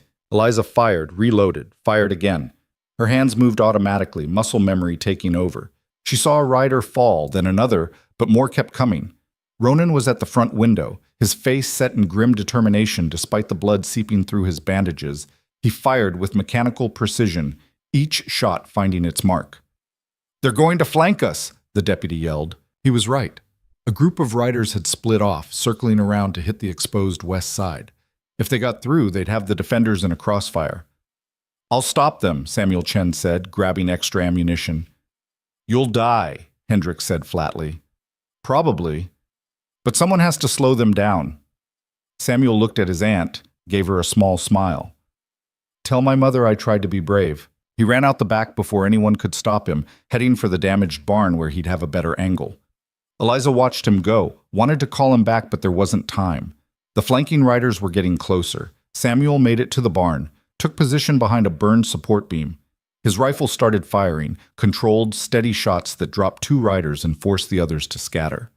But there were too many. They concentrated fire on his position, bullets tearing through the burned wood. Samuel kept shooting, kept fighting, until a bullet caught him in the head and he disappeared from view. Mrs. Chen made a sound like something dying. Then she picked up her nephew's rifle and took his place at the window. The battle raged. Minutes felt like hours. Eliza's shoulder ached from the recoil. Her ears rang so badly she could barely hear. Smoke filled the house, making eyes water and throats burn. A rider made it to the porch, kicked in what was left of the door. Ronan met him with a knife, brutal and fast. The man went down screaming. Another climbed through the kitchen window. Pastor William shot him, then immediately vomited from the violence of it. They were being overwhelmed. Eliza could see it happening, the defenders tiring, ammunition running low, fear beginning to outweigh courage. Another few minutes and the line would break. Then, from the north, she heard it. Bugles. The clear, bright sound of cavalry. Hendricks' backup had arrived a day early. Federal soldiers poured into the valley on horseback, their rifles firing in disciplined volleys. Cyrus's men, caught between the defenders and the cavalry, broke immediately. Those who could fled. Those who couldn't surrendered or died. The gunfire sputtered, then stopped. In the sudden silence, Eliza could hear her own heartbeat, loud and frantic. She looked around the ruined house, at the faces of the survivors. Shell-shocked, wounded, but alive. They'd held. The cavalry captain rode up to the house, dismounted. He spoke briefly with Hendricks, then looked at the defenders with something like respect. "You people did good work here, held against odds that should have broken you. Tell that to the ones who didn't make it," Mrs. Chen said quietly, still staring out the window where her nephew had fallen. The captain had no response to that. Instead, he organized his men to round up the survivors, to tend to the wounded on both sides. Cyrus Taggart was found trying to flee on foot. His horse shot out from under him.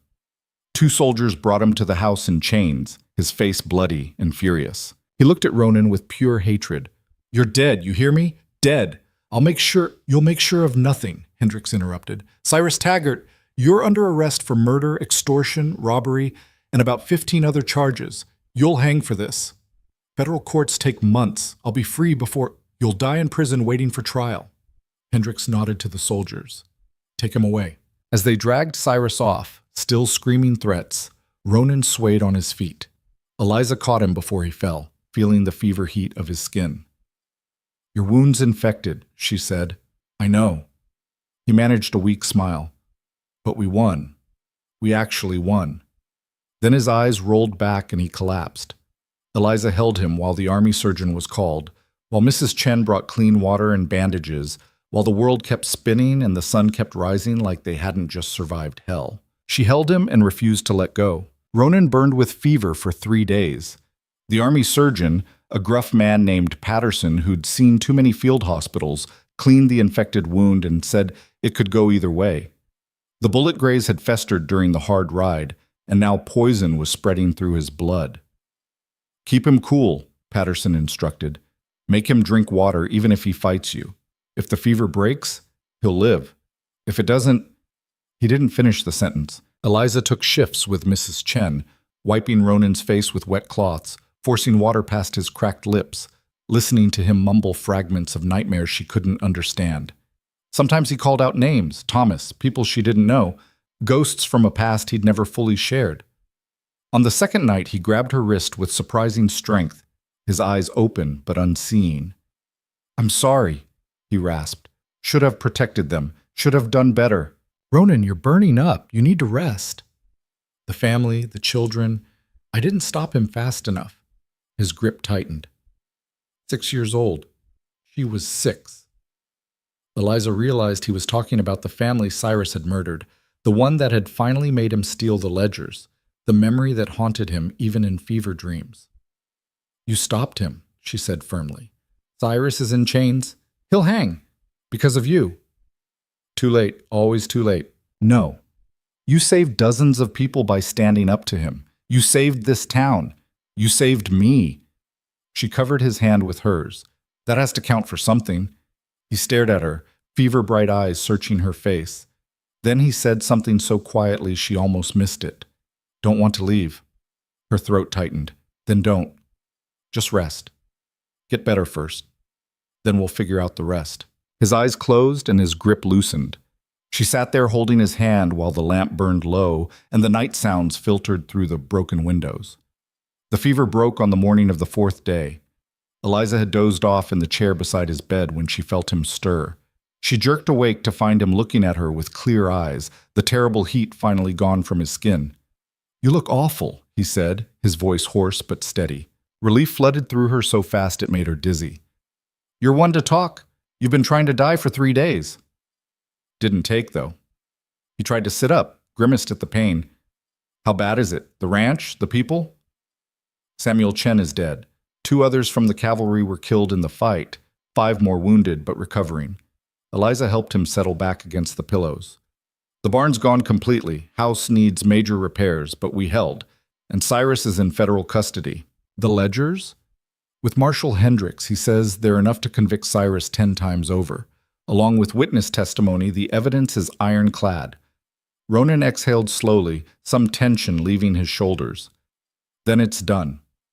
"Almost." Eliza stood, poured him water from the pitcher. "The cavalry is staying for another week to make sure none of Cyrus's remaining men come looking for revenge. After that, we're on our own again. We." He took the water, drank carefully. "You keep saying we." Force of habit. "Is it?" His gray eyes studied her. Because I seem to remember telling you I'd leave when this was over. Give you back your life, your reputation. Eliza sat back down, suddenly unsure what to say. She'd had 4 days to think about this moment, and she still didn't have an answer. You did say that, she agreed, but you don't want me to go. It wasn't a question. Eliza met his gaze, saw something in it that made her chest tight. Hope, maybe, or fear of rejection. Emotions she hadn't expected from a man who'd seemed carved from stone when she first met him. I don't know what I want, she said honestly. A month ago, I wanted to save my land. I would have done anything, married anyone to keep it. Then you showed up and everything got complicated. That's one word for it. You brought violence and death. Got people killed. Turned my home into a battlefield. She paused. But you also stood when you could have run, fought for people who weren't your responsibility, tried to make amends for things you did wrong. That doesn't balance out, never will. Maybe not, but it means something. Eliza looked down at her hands, calloused and scarred from weeks of fighting and work. My father used to say that the measure of a person isn't what they do when things are easy. It's what they do when everything's falling apart, and quitting would be simpler. Sounds like a wise man. He was. Stubborn as hell, but wise. She looked back at Ronan. You could have walked away a dozen times. Could have let Cyrus win. Let us all die. Saved yourself. But you didn't. Because I owed Thomas. At first, maybe. But somewhere along the way, it became more than that. Eliza leaned forward. You started fighting for the people here. For this community. For... She trailed off. For you, Ronan finished quietly. Yeah. Somewhere along the way, it became about you. The admission hung between them. Outside, Eliza could hear the sounds of reconstruction, hammers, voices, the slow work of putting a broken place back together. So what happens now? She asked. That's up to you. This is your land, your life. He gestured vaguely. I'm just the stranger who stumbled into it. You're my husband, legally, at least. That can be undone. Annulment, divorce, whatever you want. I won't fight it. Eliza thought about the past month. The terror and violence, yes, but also the moments in between, working alongside him to fortify the ranch, the quiet conversations during watch shifts, the way he deferred to her judgment even when his experience said otherwise. The respect he'd shown her when most men wouldn't have. What if I don't want it undone? She heard herself say. Ronan went very still. Eliza, I'm not saying I love you. I don't know if I do. We barely know each other, and what we do know came from the worst circumstances imaginable. She took a breath. But I also don't hate you, and I think maybe if we had time without people shooting at us, we could figure out if there's something real here. You deserve better than me. Probably, but I've learned that deserving and getting are two different things. She managed a small smile. Besides, you're the only husband I've got. Might as well see if we can make it work. I've done terrible things. The man I was before I met you is not the man sitting here now. Eliza cut him off. People change, Ronan. You proved that. And maybe you'll never forgive yourself for your past, but that doesn't mean I can't. He looked at her for a long moment, something complicated moving across his face. Then carefully, he reached out and took her hand. If I stay, he said slowly, if we try this, you need to know it won't be easy. I've got enemies beyond Cyrus, debts and grudges from my old life. They might come looking. Then we'll deal with them, together. And I'm not good at the things normal husbands do. I don't know how to be gentle or romantic or whatever it is you're supposed to be. I don't need gentle. I need a partner, someone who'll work beside me, stand with me when things get hard. Eliza squeezed his hand. Can you do that? Yes? No hesitation. But you need to promise me something. What? If I start to become the man I was, if you see that darkness taking over again, you'll tell me. You'll walk away if you need to. Don't let me drag you down. Deal. But the same goes for you. If this gets to be too much, if you need to leave, you tell me. No disappearing in the night. I can do that. They sat there holding hands while morning light filtered through the damaged walls, two broken people trying to figure out if their pieces fit together. The reconstruction took months. With the cavalry's help, they buried the dead properly. Samuel Chen got a grave beside James Wright, both men remembered as heroes who'd stood against evil. The town came together for the services, and even people who'd refused to fight showed up to pay respects. Sarah Taylor spoke at Samuel's burial, her voice steady despite the tears on her face. Samuel didn't have to fight, didn't have to risk everything for people he barely knew. But he did it anyway, because that's what good men do. They stand up when it matters. She looked at the crowd. Daniel did the same. And I won't let their sacrifice be forgotten. None of us should. The words hit hard. Eliza saw people nodding, saw shame on some faces, determination on others. The town had been tested, and while not everyone had passed, enough had stood firm to matter. In the weeks that followed, people came to help rebuild the Carter Ranch without being asked. Farmers brought lumber. Tradesmen offered skills. Even those who'd voted against fighting showed up with hammers and nails, trying to make amends in the only way they knew how. The barn went up first, a community effort that took 2 weeks of hard labor. It wasn't as big as the old one, but it was solid, built to last. When they raised the final beam, someone produced a bottle of whiskey, and they all drank to new beginnings. The house took longer. While they worked, Eliza and Ronan lived in the bunkhouse that the cavalry had helped construct. It was small, cramped, but it forced them to learn each other's rhythms. How Ronan woke before dawn and couldn't settle until he'd checked the perimeter. How Eliza needed coffee before she could be civil. The small domestic details that made up a life together. They didn't share a bed. Not yet. Both of them dancing around that final intimacy, neither quite ready to take the step. But they worked together, ate together, made decisions together. Slowly, cautiously, they built something that started to feel like a partnership. One evening, about 2 months after the final battle, they sat on the half-finished porch watching the sunset. "I got a letter from Hendricks," Ronan said. "Cyrus's trial is set for next month. He wants us to testify." "Both of us?" "Yeah. Says our testimony about the attacks, the murders, will help seal the conviction." Eliza considered this. Going back, reliving it all in a courtroom. "Will you go?" "If you will. But I won't lie. Seeing him again won't be easy." "Nothing about this has been easy." She leaned against the porch rail.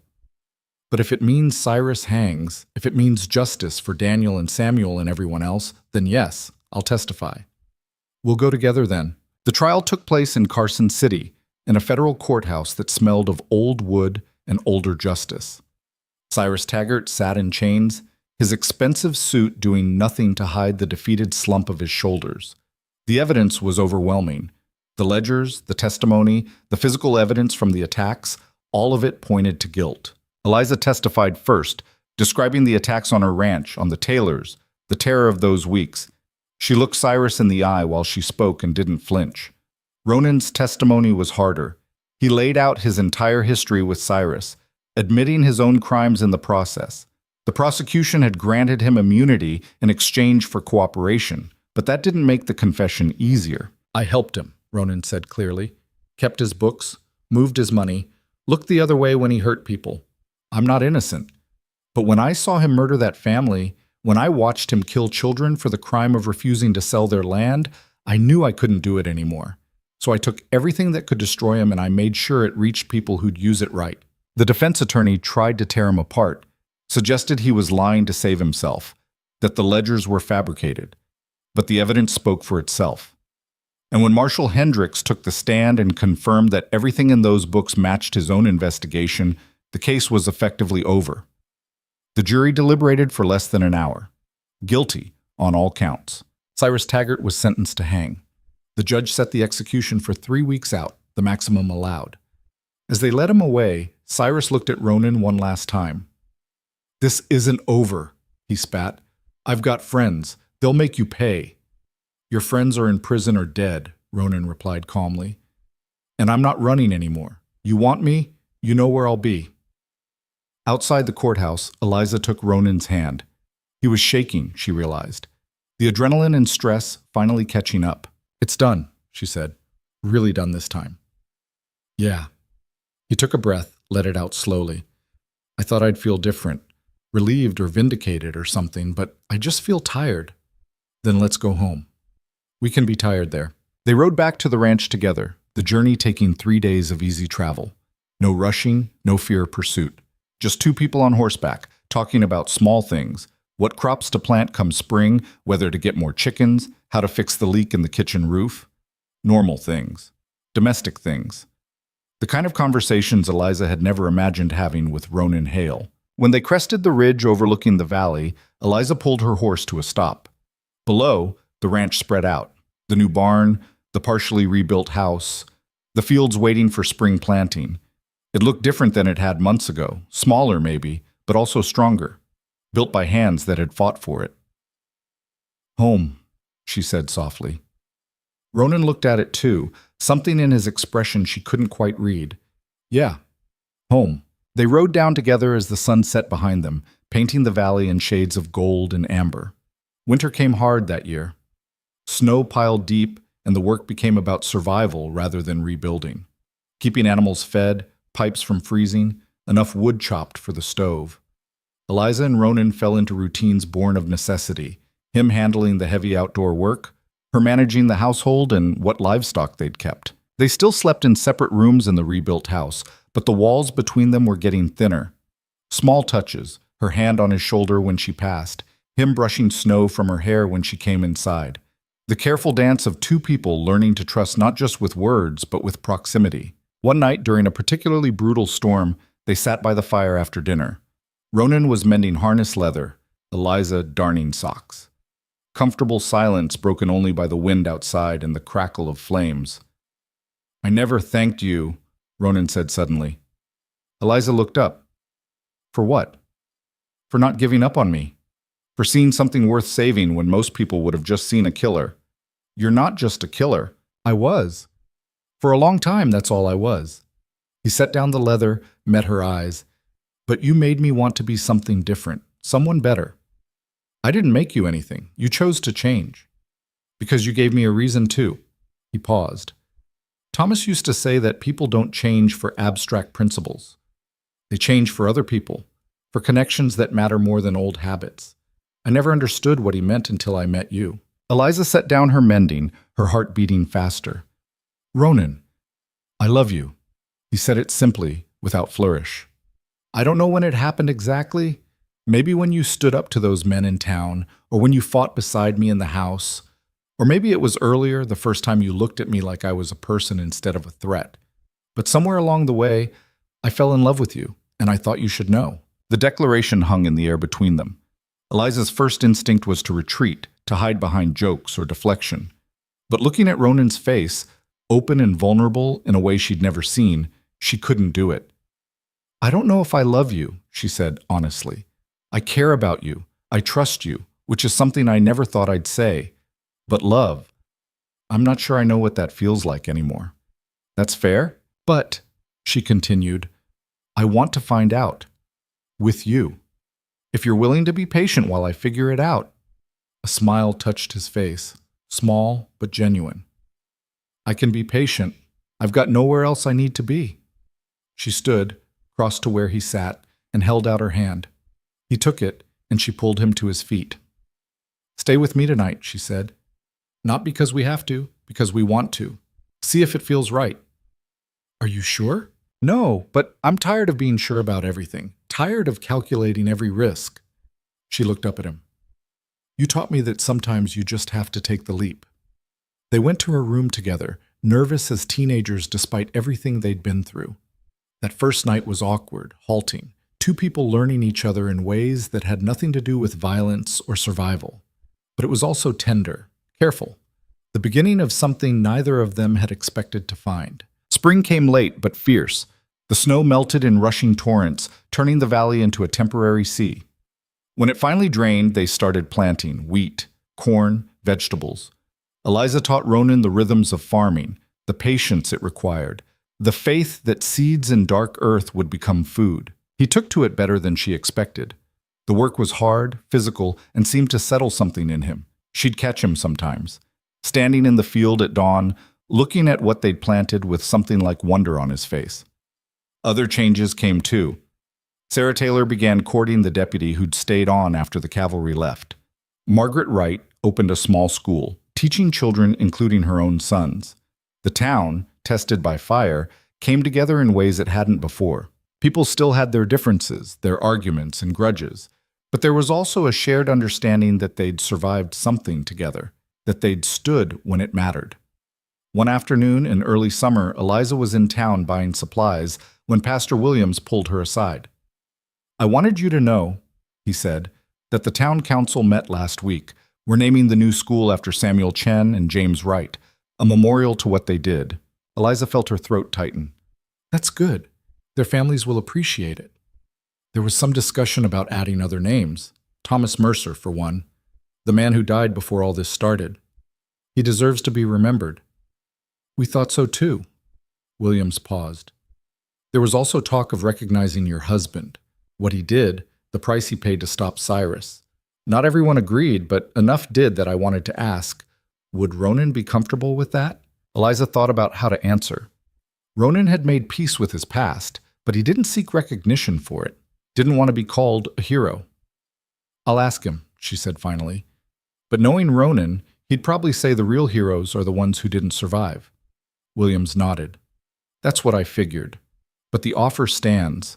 What he did mattered, Eliza. People know that." When she got home and told Ronan about the conversation, he was quiet for a long time. "I don't need my name on a building," he said finally, "but if they want to honor Thomas, I'll support that. He's the one who deserved better than what he got. He'd be proud of you, I think, of what you became. Maybe. Or maybe he'd think I took too long to do the right thing." Ronan looked at her. "Either way, I'm grateful he sent me here. To you." They stood together on the porch of their rebuilt home, watching the sun set over land they'd fought for and earned. Not perfect, not without scars, but theirs. By autumn, the crops came in better than expected. Eliza was able to make her mortgage payment with money to spare. The first time in years she hadn't scrambled for every penny. The relief was enormous, dizzying. "We're going to make it," she told Ronan one evening, holding the bank receipt like it was treasure. "The ranch is going to survive."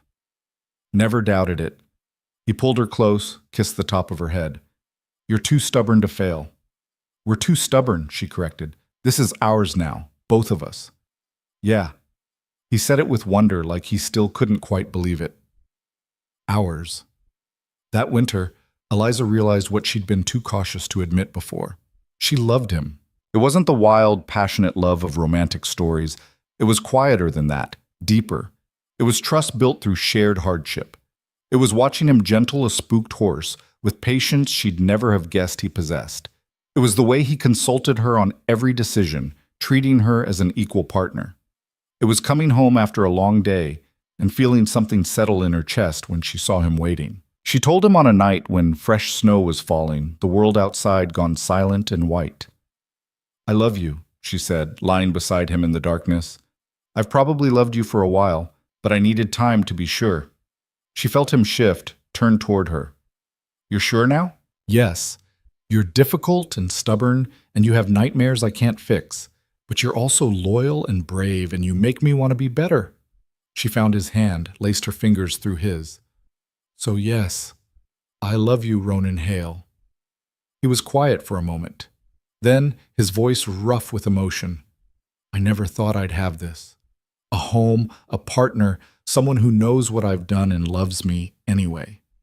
Thank you for giving me that. Thank you for staying, for choosing this life over running. Wasn't really a choice. Not once I met you." He pulled her closer. "You're the best thing that's ever happened to me, Eliza. Even if the path to get here was hell. Maybe especially because of that. Easy things don't stick, but what we built, what we survived together, that's forever." They held each other while snow fell outside and the fire burned low in the stove. Two people who'd started as strangers, bound by desperation and circumstance, who'd found something neither expected in the ruins of their separate battles. Years passed. The ranch prospered. They added more land, more livestock, hired help when they needed it. Ronan never fully lost his edge. He still woke at every strange sound, still kept weapons close, but he learned to live with it, to let Eliza pull him back when the darkness got too close. Sarah Taylor married the deputy, now sheriff, and had 2 more children. Margaret Wright's sons grew up strong, attending the school named after their father. The town expanded slowly, carefully, building something that could last. Cyrus Taggart hanged on schedule, unrepentant to the end. Some of his former associates made noise about revenge, but it came to nothing. Ronan had burned those bridges too thoroughly. One spring morning, 5 years after that first desperate meeting at the train station, Eliza stood on the porch watching Ronan work in the field. He'd shed his shirt despite the cool air, his body lean and scarred and familiar. She was pregnant. 3 months along, though they hadn't told anyone yet. The timing scared her. She was 34, not young for a first child. But there was also joy in it. The idea that from all the death and violence, new life could grow. Ronan saw her watching, waved. She waved back, thinking about how far they'd come. About the woman she'd been, desperate, alone, willing to marry a stranger to save her land. About the man he'd been, running from his past, drowning in guilt, seeing no path forward. Neither of them were those people anymore. They'd been broken down, rebuilt, forged into something stronger through fire and blood and the daily choice to keep trying. It wasn't perfect, probably never would be, but it was real, and it was theirs, and that was enough. Ronan started walking back toward the house, and Eliza went inside to start lunch. Simple domestic routines that had once seemed impossible now made up the fabric of her days. She'd learned something important in those years of fighting and surviving. That home wasn't just land or buildings. It was people choosing to stand together. It was the hard work of staying when leaving would be easier. It was building something worth protecting and then protecting it with everything you had.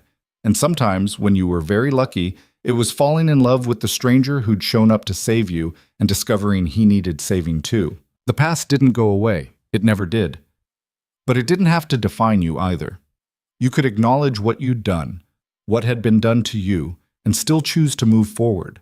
Still choose to be better than your worst moments. That evening, over dinner, Eliza told Ronan about the baby. He sat there stunned for a moment, his fork halfway to his mouth. Then a smile spread across his face, genuine, unguarded, the kind she rarely saw. "A baby," he said, voice thick with emotion. "We're having a baby." "Yes. Are you happy about it?" Happy doesn't cover it. He stood, pulled her up and into his arms. Terrified too, if I'm honest. What if I'm a terrible father? What if... "You won't be." Eliza cut him off. "You'll make mistakes, because everyone does. But you'll also love this child, protect them, teach them to be strong. That's all anyone can do. I want them to have a better life than we did. No running, no violence, just peace. Then we'll give them that, together." She rested her head against his chest, listening to his heartbeat. "We'll build them the kind of home we both had to fight for. And we'll teach them that sometimes the best things come from the hardest struggles." They stood there as the sun set through their kitchen window. Two people who'd found each other in the worst circumstances and made something beautiful anyway. Outside, the land stretched out under darkening skies. Fields they'd planted, fences they'd mended, buildings they'd raised from ash. It wasn't the life either of them had planned, but it was the life they'd chosen, and that made all the difference. Eliza had set out to save her family's ranch. Along the way, she'd saved something more important, herself, and a man who'd forgotten he was worth saving. Together, they'd built not just a home, but a future. One where past mistakes didn't erase present choices. Where redemption wasn't easy, but was possible for those brave enough to try. And as night fell over the valley, over the land that had tested them, and the community they'd helped forge, Eliza Carter Hale understood something her father had tried to teach her years ago. That real strength isn't about never falling. It's about getting back up when you do. It's about standing beside the people you love when the world tries to tear you apart. It's about choosing hope over despair, action over surrender, love over fear. The frontier was harsh. Life was hard. People made mistakes, hurt each other, failed in ways large and small. But they could also rise above it, could find connection in unlikely places, could turn strangers into family and desperation into determination, could take two broken people and make them whole. That was the real victory. Not the defeated enemy or the saved ranch, but the life they'd built in the aftermath. The love that had grown in soil watered with blood and tears. The promise that tomorrow could be better than yesterday if you were willing to work for it. And as Ronan held her while their child grew in her belly, while the stars came out above land they'd fought to keep, Eliza knew with absolute certainty that every hard choice, every terrifying moment, every sacrifice had been worth it. Because this life, this love, This hard-won peace was everything.